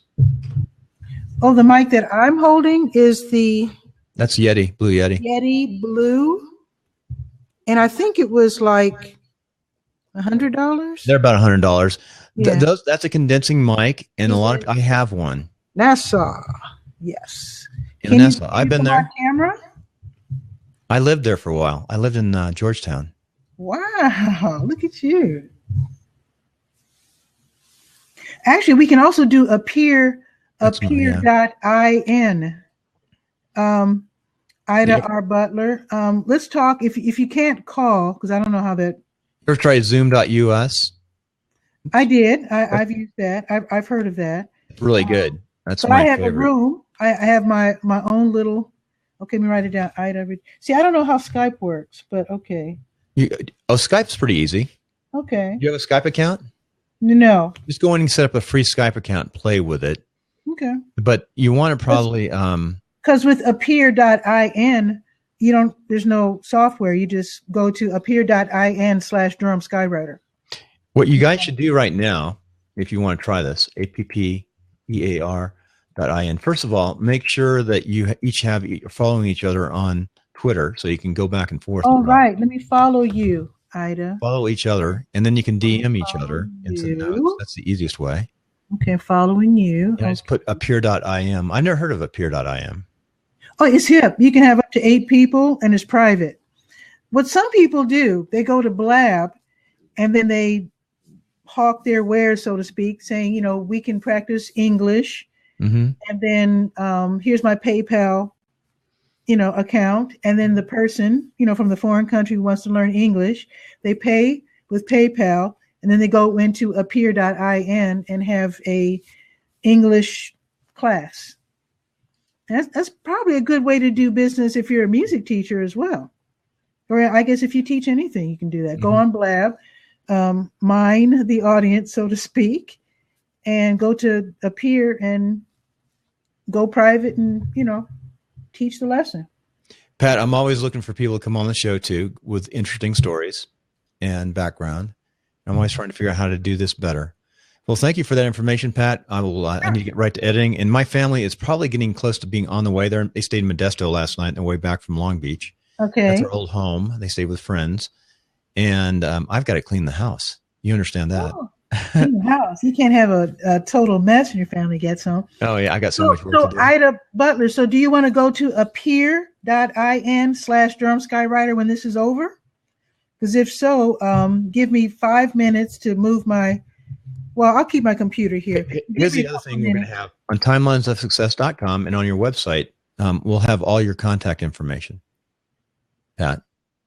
Oh, say it again. We're going to have all your contact information. I accidentally erased. See what I did? I put the question instead of the topic up above. I got to before I get off, I got to change the topic back to. Oh, I see. No problem. I had it. So Timeline of Success. Let's see. Your episode 207 or 8, 208, I think. 208. I think it's 208. Yeah, that's a way to sort.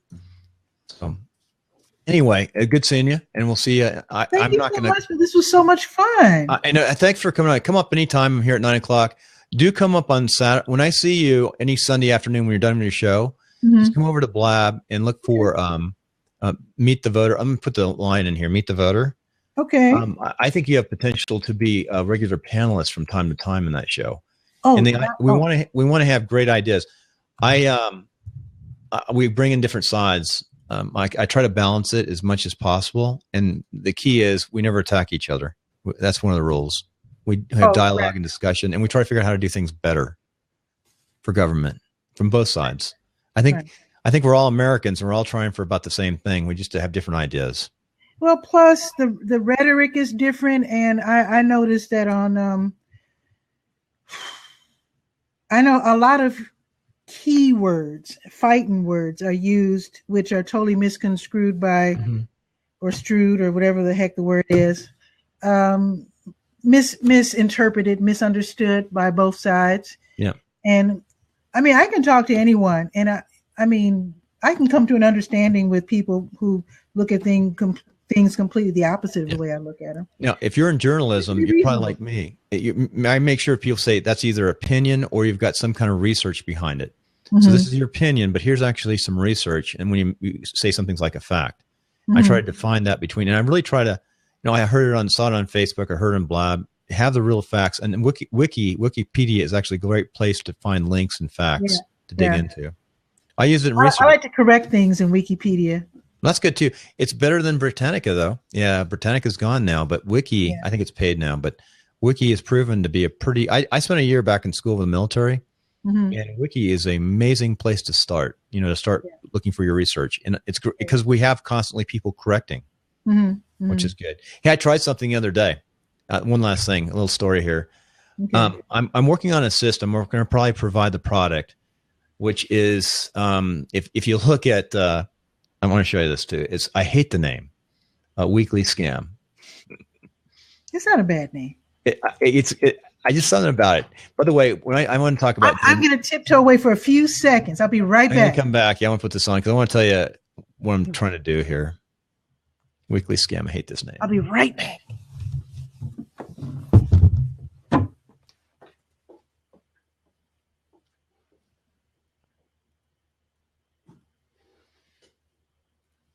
So anyway, folks, the Weekly Scam. Hey, I haven't seen you in a while there, Stan. Stan, what time is your show still on early in the morning? I was trying to catch it. I'm usually barely functioning though at 7 o'clock. I think you're on like 7 o'clock Pacific, something like that. There's Mike. Hey, long time no see. Hey, Mike. Sir. I was just looking at the weekly scam. Yeah. Hey, where's your mic? Mic discipline. I want to get that mic up closer to your face. How's that? 4 to 6 inches. How's that? No fans. The sound came up fine in the podcast, but you can hear it in the YouTube. Right. The weekly scam is that new system I put together where everything interconnects on social media and it's like automatic and it all works. I sent off some links to people who send stuff back to me I think are scammers. Yeah. I've been getting some interesting comments back. I said, I like the page, but I hate the name. But man, don't get hung up in semantics, you know. Well, it's like Jim on the QR code. I wanted to tell him, he left. When somebody tells me some copyright goofy name, well, there's Jim. He's still back. I thought he was gone, but he's there. I see his QR code. Jim, let me tell you about this on the QR code. I'm an engineer most of my life. I like brevity, and I think in short terms. QR code means something to me. It identifies. If I have to stop and say several words to say the same thing in my brain, and when everyone knows QR code, it's difficult. Now, what you have to do is you have to say, we use QR codes, but we show you how to use them in a positive way that gets effects or works. Because you hit somebody like me with some goofy name, like there's 4 types of personalities, and then you say it's really a QR, you don't tell me it's a QR code, I think I'm getting scammed. I'm not scammed, but misled. It's just me. It's just my personality. Are you muted? He must be. Thank you.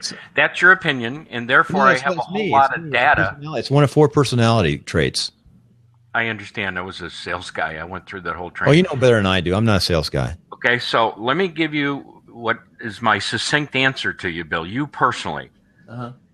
Introducing Marilyn as the babe I sleep with would offend her quite a bit. Therefore, I would never introduce my wife that way.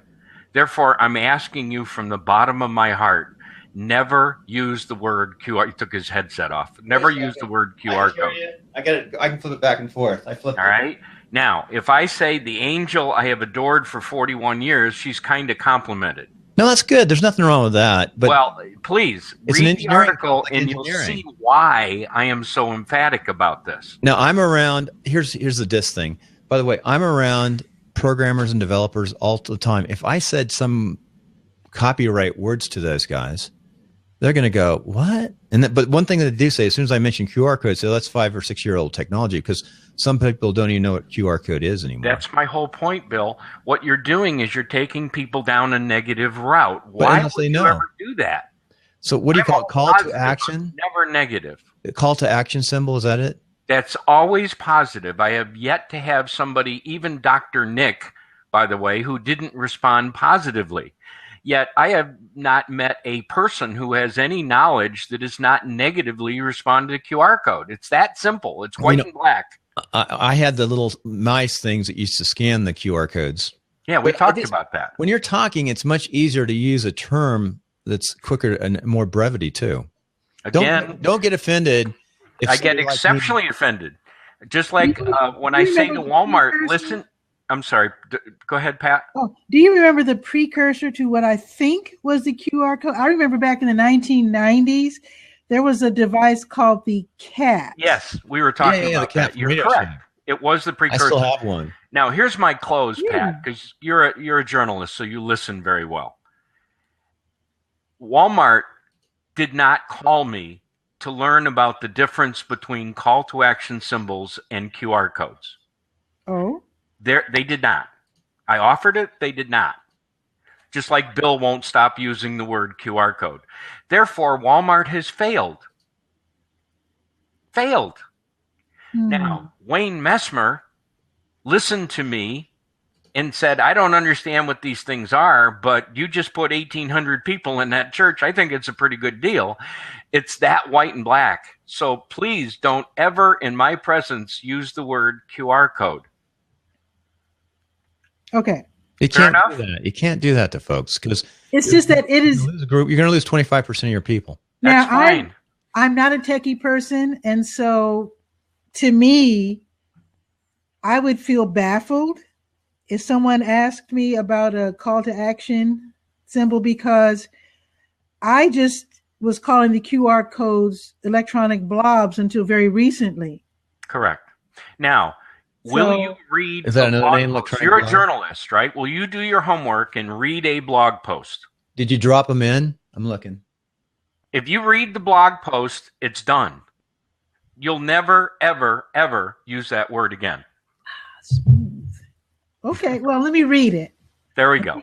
See if you can win me over. That's why Bill has not been won over. You 'cause he didn't read drop the him in. blog article. You didn't drop it in, did you? Yeah, I did. Where? I'll It's in scroll the back thread. up and find it. I'm looking. I love this. By the way, I'm going to give you guys another site. This is one of my test sites, uBlabcast. Can you remember that? uBlabcast? Yes. uBlabcast, all is automatically set up. All uBlabcast does, there you go. What is Blabcast? It drops in, it's another site I have. All it does within about 3 or 4 hours without me doing anything, it drops in the Blab, and then you have all the notes on the right side. So is that your, where's your site there? Here, I'm going to do it again. Okay. So that you've got it right in the thread. And you're not going to do it now because it takes a while. Matter of fact, that's why I did. I think I have. I think I looked at it. I look at a lot of stuff. I think I've done the whole thing. And I don't think you Hey, have. quick question. You say, how do you generate the QR code? I don't. I don't use QR codes. They don't work. Therefore, How do you generate why the would call I do to something action that was code? unsuccessful? How do I generate the call to action symbol? Symbol. Step one is you use a shortened URL, Mm-hmm. okay, which 80% of people don't do, so they're failing right out of the gate. Yeah. Down below. Then I use a piece of software that costs $1,000 a month, and Macy's and Kohl's pay that. And I was giving it away to people for free, actually charging $47 to build a web page for them. And they still used the term QR codes and didn't listen and didn't watch. There's your answer. Sorry, I'm a smart. Interesting. But the people who did listen to me, like the politician I got elected, and the 2 politicians that didn't listen to me, and the Wayne Messmer that listened to me, I mean, it's pretty white and black. If you want to continue to fail, use QR codes. God bless. When you're tired of that, give me a call. If you want to succeed and hold me accountable, remember the word accountable. Make me measure it. Make me prove it. And that's what I'm all about, which is why it is called engage, direct, and measure. Those are the things that I do, not trying to do this because I earned it through a lot of mistakes. But if you want to know how to make a campaign work that'll blow your mind versus fail, because the person who doesn't succeed, once they get a negative impression, you know this as a journalist, right? If you created a negative impression immediately, they would never listen to you. Never. So a QR code is going to guarantee turn 70% plus negative, those who know about it. Those that don't know about it, they're going to be blank. Just like a call to action symbol. I'd rather start with a blank slate. I can deal with that. I see where you're coming from now. Yeah, okay. If you read the article, it's pretty white and black. Why? I mean, specific examples that I have learned through 3 years of failure. It's pretty white and black. It's specific failures documented, and how to overcome them is what made the call to action symbol so successful. Okay. And there's another one. I never got the answer to this. Would you give me your opinion? Are you familiar with these 2 tools? I actually don't. Okay. Paper.li, L-I, is it's a print, electronic print that pulls from your Twitter feed. A lot of internet marketers use it. And I got some people that are quoting me in it and spreading it out to their membership. It's a pretty neat thing. You want to look at it, sign it up. An aggregator of some kind? Yeah, it's an aggregator, right? I actually do that. I just learned how to do that. I was watching a Periscope. Okay. And this lady named Janice Temple was teaching how to make an aggregator type thing with Twitter. And I chose to do that with my city state so that I could always keep abreast of. Bingo. That's exactly how my friend does it back in, right? It's called the McHenry County Paperly. But anyway, the other one is, remember I told you about that friend of mine that was in New York? He's a big time PR guy. His name's Alex Young, to give him a shout out. Alex H. Young. And he was meeting with the vice president of Walmart. So he's really wired. I mean, very connected. And he said, Jim, are you using Rebel Mouse? And I said, what the heck is that? Well, when he showed it to me, I went bonkers. So I've got two of them. One is called rebelmouse.com / my old company name, which you see here in the lower third, Budget Video for Biz. And then I've got a rebelmouse.com / you guessed it, call to action symbols.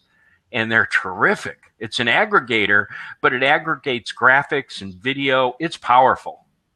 I have to check that out. Okay. It immediately establishes your credibility. Establishes your credibility. Never heard of it. I will check that out. So I'm taking too much time here, but I hope your audience is getting value. Again, I'm not trying to be cocky. I'm just saying I've done this. Been there, done it, have the T-shirt. Why put your hand on the stove? Don't burn yourself. Don't call them QR codes. Don't do them naked and alone. I say to people, never, never, never. Did I say never, Pat? Never publish a QR code naked and alone. I guarantee you, and I can prove with 14,000 bits of data, that you'll lose more than 70% of your potential audience. Now, Walmart, why would you implement a program where you're guaranteed to fail more than 70% of the time? Why would you do that? It's kind of why would you use the term QR code? Why would you do that? It's kind of like when people give you forward-thinking people give you an AOL address and look at them askance. I relate to that. I see the AOL. It's kind of funny. I love that. I'm going to use that. But just they were forward-thinking when they were young because that's when they got AOL and they stuck with it, right? So hotmail.com or whatever. Yeah, both of my daughters, by the way, the Hotmail. You're right. Gmail's the place to be. Now, I used to have an ix.netcom.com. Do you think I got some respect when they saw that email? I don't know. You ever hear of a company called Earthlink, like the number 2 in the world? Sure. Business Gmail. Well, I've been online since Moby Dick was a minnow. Whoa. So when you're with Earthlink and you see an IX address, you're going, oh my God, he's been here with us for 16 years. Wow. I get a little bit of attention from their customer service with that email. And I said to him, you fix my voice over IP phone by Monday or I'm going to Comcast. And they thought I was kidding. And guess what? I not only went with Comcast, but I hired my tech guy as my voiceover artist. Wow. And he loves those PayPal deposits. Oh, I bet Jim, he does. let's do more of this. He really loves it. Well, with that said, we do have to finish up the show. So, Pat, you've been on a long time. I like to go to about 10:30 into 11:07 right now. But sure. Do we answer all the questions that were posed? Let's make sure we hit all the questions up there.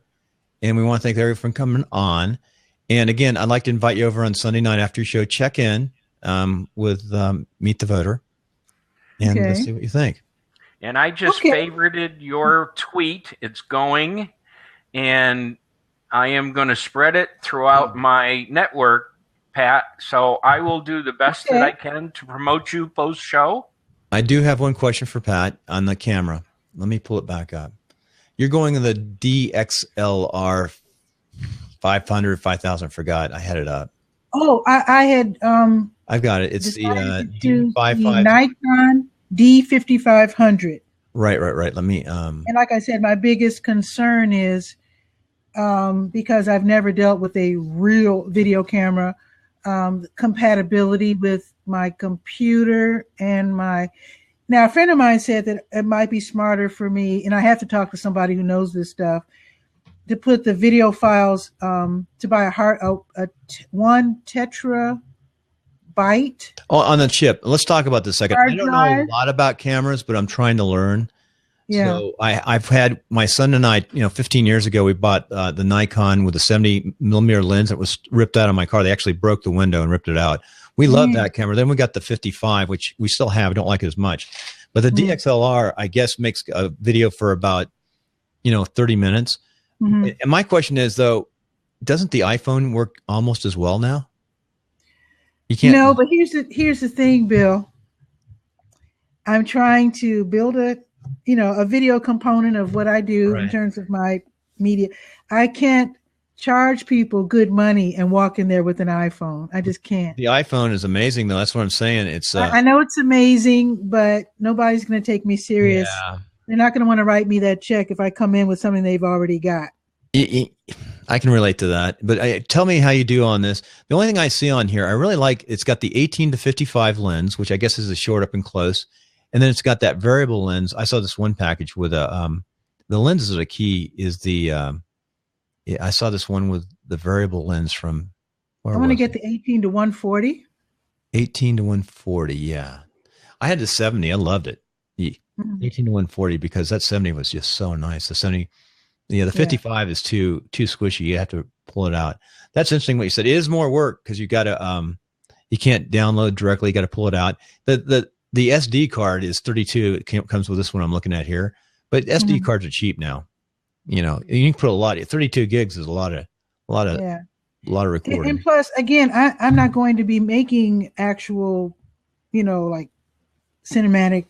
Oh, you can. They come off awful well. I know I could, but my goal is to show what's happening. Well, actually, there will be times when I'll want to cover things that are longer and that take more time.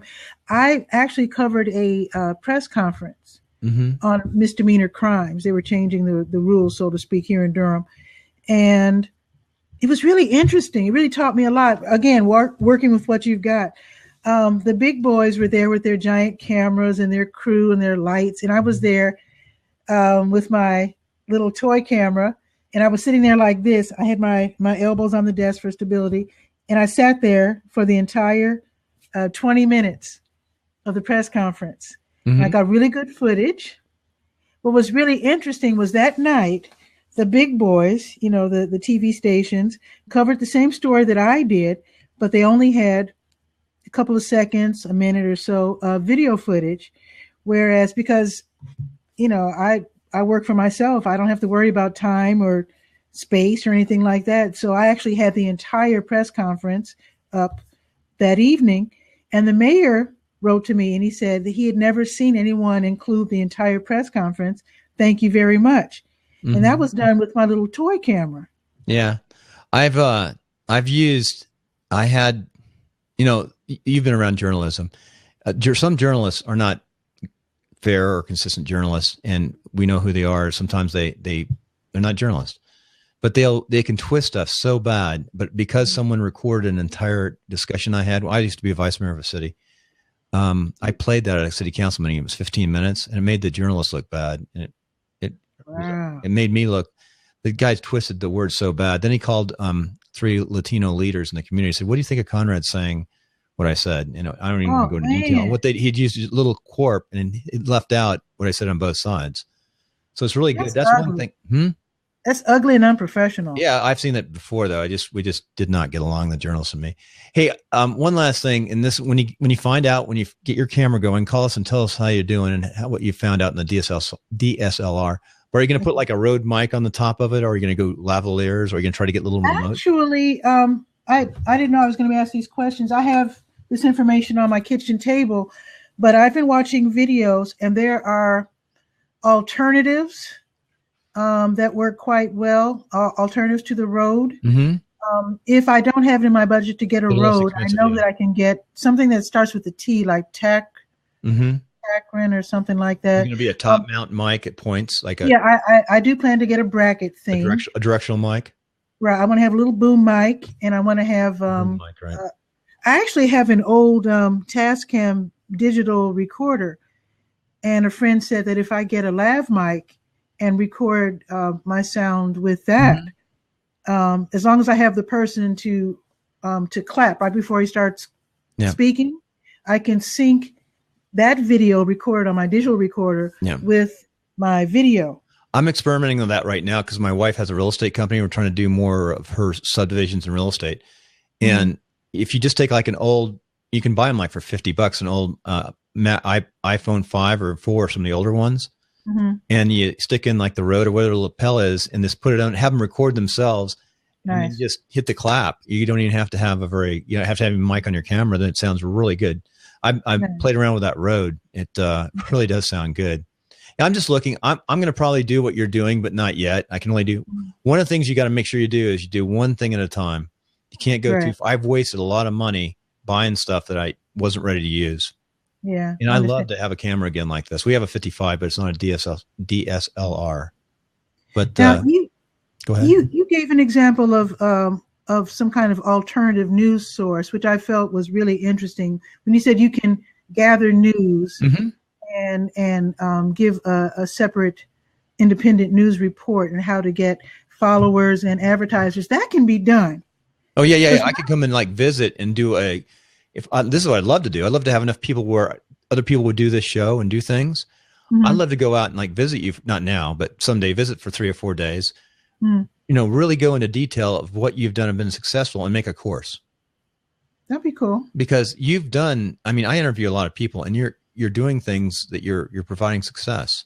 And it's inch by inch, and you're staying entrepreneurial, and you have to watch every dime. Oh yeah, I have to stay true to myself. But I wanted to riff a little bit on that independent news thing for anyone listening. Hey, Roxanne's here. Hey. You know Roxanne? Of course you do. You're on Blab. Hi, Roxanne. North Carolina. There was a show on Channel 26, which was what do you call it? UHF TV when I was a kid, called A Black's View of the News. So there was this black guy. He was a politically astute guy, a real regular South Side kind of guy. And he got sponsors. He was just a regular, what we call mug. And for a half hour, he would talk on the major news of the day, but from a black person's perspective. Not that it's always going to be that different, but very often we just see things differently. Well, I try to tell people, like I was telling Jim, everyone, no matter who you are, we all have filters because of how we've been raised or brought up, and different words mean different things to different people. So you got to really be cognizant of those filters. And I've got filters. You have filters. Sure. I was taking part in a panel discussion, and I said, we speak English. Right. We're speaking to each other, but very often we use the same words in different ways. I was saying how very often whites and blacks, let's use the word free or freedom. Now, I'm just gleaning this information from life experience and what I see on TV and hear on the radio. But it seems to me, I'm not a white person, but it seems that when white people say free and freedom, they mean the ability to do whatever I want to do. Or the way I put it during the panel discussion, doing whatever the heck I want to do. Now, when black people say free or freedom, very often we mean removing that foot off of our neck, so to speak, or restrictions, not allowing us to do, to get to the information we need and to do whatever it is we want to do to be successful in life. So it's like two different, it's kind of the same thing, but it's from different perspectives. Yeah, I know every word has slightly it's the same different word. Meaning. Right. Yeah. You know what's in closing, that's a good way to finish up and close. And we'll talk about this in a political show. I think it would be good. And we could talk, since you're a writer and a journalist and come from that background, we could talk about what words mean. But words do mean different things, different people in different cultures. And they've got fear. There's Roxanne. We'll say hi to Roxanne. I haven't said hi for a while. 5 minutes. You know Roxanne, right? Sure. Hi, Roxanne. So hey, one thing I was going to say, Roxanne, before you come on, just in my final thought is, I think what we're doing here on the internet and the communications in the modern society as it's evolving, hopefully will allow us to understand each other better and have a better society. Yeah, because I just said that I never knew that. I never knew how y'all would think. Well, everyone thinks different. Different meaning was. That's why that's why we vote differently. if we all thought the same way, we'd vote for the same person. I mean, our parents and grandparents probably told us different stories, I'm sure. Oh, yeah. Oh, so, oh yeah. Yeah. The way the storytelling as you come up is different. And if some people come out of bad situations and are amazing people. So that's hard to explain that too. But we all have filters. You do need to talk about that because I never knew that. I mean, that is something completely new. No, that was just blew my mind. You think different like that. Well, that's why we need to talk with each other, because I remember correcting a black person back home. They were upset at there were some arguments, between black people and white people. And this white person who they were arguing with just happened to be Polish. And the black person was going on and on about you guys keeping us in slavery and whatnot. And I was like, I don't think Polish people were necessarily the slave owners, So I was like, you need to learn more about not just American history, but the different types of, Europeans and their roles and whatever. And same for Africans. We didn't all come over speaking the same language. We were never all the same. Mm-hmm. We all came from different countries, different faiths, different groups, sometimes warring, sometimes affiliate groups. Europeans were the same. They certainly didn't all come over here in one mass. Yes, we're European. We're all the same. Of course not. That's why we really do need to talk with each other, because we all hear different stories. If I told you some stories that the people 2 generations ahead of me told me, you would understand that my outlook on life might be a little different, might be a little bit more positive on, in some ways, and maybe a little more negative in other ways. Well, it's just like mine. Why mine, people say, well, why do you talk about what's wrong with you? I mean, I have more positive lookout on me because my disability is not as bad as other people. So that's why I talk about mine. Other people want to be hush about it. And that's why people overseas don't want to talk about theirs. Mm-hmm. They think of them as lepers, So, but that just opened my eyes, what you talked about. Sure. Yeah. It's, like I said, we grow up with different experiences, or we, as kids, we learn what the world is like from our parents. Sometimes they tell us the wrong thing. Sometimes they tell us things that are very, very wise. And sometimes if you're able to go back beyond your parents and hear what your grandparents have gone through and what they achieved and what they didn't achieve, that allows you, it can make you bitter, or it can make you curious, or it can make you open-minded. It can make you closed-minded. It really depends on your makeup, your DNA in some cases, and in some cases, how your parents respond to things. Sometimes you reflect that and how you respond to things. If you were never allowed to speak and you notice that your parents always stop short of allowing other people to speak their mind, then you might be inclined to either be the same way or to say, let's let the person talk. Yeah. It's just like religion has, we all have different filters from different religions too. So something to think about. Mm-hmm. Hey, I do have to go. I have to get this show up. I'm going to give Mike a quick call. Pat, I hope to see you guys back up on Sunday. I got the show up yesterday. Yesterday's show was strange. I'm editing. I got to get faster in editing. Interesting, Ida. Very interesting. It was my husband's birthday, so I wasn't around. Yeah. Hey, one thing, Pat, I hate to do this, but I'm going to ask you another question because I was thinking this while you're talking, even before you started going in detail. Have you traced your ancestry? No, my sister is the family genealogist, and it's really hard. Mm-hmm. That all the records in 1890 were burned, and it's really hard for African Americans. I don't know about. I really don't know about. Depends where you're from, I think. If you're from the Northeast, it would be probably easier. Okay, because I don't know about white folks, but when it comes to black folks, it's really hard. Plus, the people assume that the black people who were enslaved always reflected former ownership by their last name. That's not always true. I found out in my family research, my ancestors had totally different names from the people who owned them. Luckily for us, a lot of my folks are very, on my mom's side, my dad's side was pretty wild, but my mom's side, they wrote everything down in Bibles and in journals. Mm-hmm. And so we have beautiful records. We're able to trace our family back to slavery. That's neat. That's good. But not beyond. From your on my mom's dad's side, that's good. They didn't write things down much. And all we know is the end of the line, or maybe the beginning of the line, is some some guy with a German name from Cuba. So that's as far. I mean, we're stuck there. I don't know if we'll ever figure out what's going on with that side. Yeah, that's still pretty far back. I mean, my family hasn't gone back that far, but go to the North Dakota. I think 3 generations on the Conrad side, 4.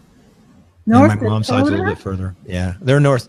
They were up. My grandfather's born in Bismarck, and then they were Germans in Pennsylvania, and we traced it back. They had big families. One of my great uncles was killed in the Civil War, and then 2 went to St. Louis and were beer brewers. So this is after this, and then I had on my mom's side, interesting side. I think it still follows. During the Civil War, they're in education and teaching, and one of my great grandfathers, whatever it is, we have his logs, and he wrote journals before the war. Whoa! He was in Missouri, and he went to Canada for 10 years when the war broke out, and then came back. Wow! So he escaped the South and went to Canada, and then came back after the war. Wow! Right during the war, so that's kind of interesting. I love discussions of family and race, and yeah, I've learned that a lot of white people feel that the acknowledgement of race is racist itself, and of course it's not. But I heard something the other day I think was more critical. I was watching the debates in the Democrats, and then the commentary. I forgot who said it or what I heard, and I think it's important. Maybe it's less about race now and more about economic. I want to use the right words. There's correct words. It's more about your economic status as opposed to what your race is. They might be for certain folks or maybe more intellectual folks, but I think when it just gets down to the ground level, it's just race. It's just hatred for those who can't deal with other folks. I started as a second lieutenant in the Army at Fort Columbus. My first platoon was at Fort Benning, Georgia. I was there for almost 2 years, and it was in 1980s. And my platoon was a majority black. My platoon sergeant, still the best platoon sergeant I ever had, was black. And it says Sergeant Locke. And anytime he got mad at me, he'd start singing the blues, so I knew he was mad at me. But he was by far the best platoon sergeant I ever had. I think that was a great environment. What I do remember is I actually had to learn because back then under Carter and then Reagan, because I was in the 1980s when I was commissioned, they had assignment of choice in the Army, and it was 1980s when I was commissioned, 76 days, West Point, and they had assignment of choice. So a lot of people who were black in the Army would end up at Fort Benning and brag because that's close to their home. So they got to be assigned close to their home. So, and in the South, they're right in Columbus, that's pretty deep South per se. And I got to learn a different, now your English is just like my English, but because you're from Chicago, the North. I had to learn how to speak and understand. If I suddenly found myself back on the South Side in the hood, though, I would speak my native tongue, so to speak. Actually, no, we grew up speaking standard English because our parents wanted us to. I remember my guys spoke so fast. When we would arrive home speaking slang, our parents would be horrified, and we said, "No, we know the difference between slang and standard. A lot of people don't." And that is no reflection on their intelligence, but it is good to know your native language and the standard language. Well, I had a mortar platoon company section and mortar platoon, and it was like an NBA team. Those guys were good, but they could put 3 or 4 words together and say it all at once. Cool. I'm just saying they created a slang among themselves. Oh, it was unbelievable.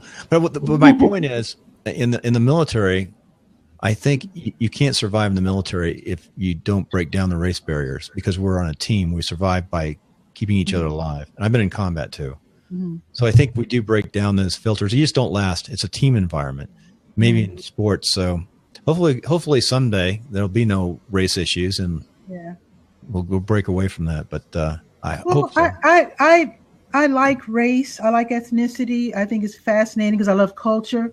Well, culture is good. Culture is good. I think that I actually want people to accept everyone for what they are, and I think it's more honest. I don't want to say anything against. I know Jim said that he's colorblind, and that's cool. I have no problem with that. But a lot of Black people roll their eyes when people say things like that, because when we sometimes hear things like, "Oh, I don't think of you as black. I want you to think of me as black. Oh. I am black, but I want you to see me as an equal and as an intelligent person who is also black. Not acknowledging my race is like not acknowledging my humanity. I mean, I certainly would take offense if you said, I don't see you as a woman. Of course I'm a woman. You know what I mean? Right. It's what I am. So I don't want people to erase race. I want people to just accept race. I'm thinking more culture, the good parts of culture. And one thing into my story, though, I only made it to lieutenant colonel because I changed services, Army, Air National Guard, back to the Army. Wow. And I could have probably made one more grade, but I didn't come back to the Army soon enough. Mm-hmm. But when I was lieutenant colonels, there's 2 lieutenant colonels, myself and another lieutenant colonel. I got to know them really well. And I thought I got to understand people better when we're equals in the military. Like both lieutenant colonels, we could talk. And we were both pilots. And we'd moved over into support roles in the Air National Guard. But one thing I do agree, I understood, especially in politics, there's no doubt in my mind that he would be pulled over before I would get pulled over in the Bay Area. Mm-hmm. And we talked about this. And we're both educated. We're both the same in our background, education, and knowledge. And so I recognize that. And that's maybe when I talk about race, when we break through those barriers. When I'm talking about, we don't look at people based on their color. We look at based on their, like Martin Luther King said, based at their spirit or their heart. I forgot exactly what his words were, but it was based on what Martin Luther King, what did he say? Based on, I think of it all the time. I just can't think of the words. Content of their character. Content of their character. Yeah. Content of a character. But don't forget, anyway, you have to come up on, I'd love to have you come on Meet the Voter, because it's something that intrigues me. Sure. When we talk. And Roxanne, we did talk about doing something on epilepsy. Yeah. Yeah. I don't have any local contacts dealing with epilepsy, so I'd love to do a show where you talk to us about that. And my brother-in-law, I'd love to meet him too. It's Dr. Nicholas Hernandez. I know from being around him that he's got a deep-rooted, he feels discriminated against because his family was in California before this white settler came into California. So he feels like a native. His family's been in before, in a long time ago. Yeah, they go multi generation into California. So he doesn't speak a word of Spanish. Considered an outsider when you were there first. I'm just saying, yeah, and that happens to him all the time. And he's, it's hard. It's strange. And when we were kids growing up, I didn't see that. I didn't see the divide that would happen later when I'd go off that he would start feeling, because I didn't notice this dividers in my own community until I was an adult. Yeah. I was unaware. Yeah. Hey, I do have to go. I've got to edit this, and I got to clean the house. And my wife. Thanks, nice to see you, Roxanne. Hey, and Ida, call me. So, and thanks, and the Blab. We always want to thank the Blab people who come up and watch, listen, contribute, because that's what makes the show, is the people on Blab who contribute live. So we thank you. Sure. Take care. Bye. Take care. Bye-bye.